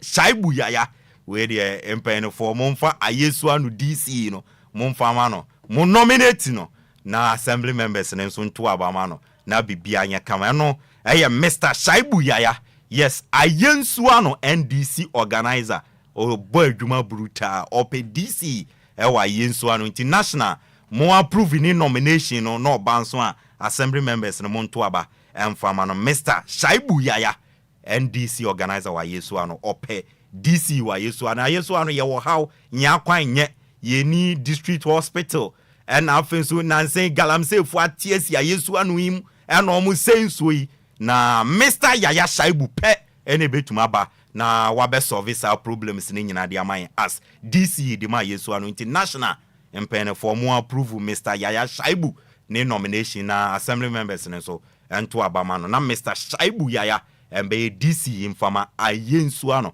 na bibia ya fan ye ko mi amebra pen Mr. Kofia you know minchia wife sister Mary Makwadwo kwasi nkolanya minchia no wo me Mrs. Anna yenuma minchia wo na wie utie ewosun ebusia ye ko na DJ Marion bebo nwom sa akwakosi no 9 bo a me sister Penny na najwa suki ebeba akosi no nsia ode ankwanoma enne de beba osore so anwom beto aso ene dwumadi aka beto aso akosi no otwe obofo Angel Michael ede amansan su beba na yabo nwuma akosi ochana no pa no nsia akosi no ndu ochana no pa nhyiraba kwadwo samebi ede mesum Jesus ede beba osore a DJ Afiba ede nwom beto aso akosi anwumre no nsia na DJ Hitman ede the biggest entertainment show no DL entertainment show area beto aso anwumre no nsia akosi no ndu na DJs na say take over akosi juada no pa ye be sa ba adwuma biem meda say DJ Omarion Zigibi meda say Jesse Bismarck edu se wofa Mohammed and afenso no eye Oboraman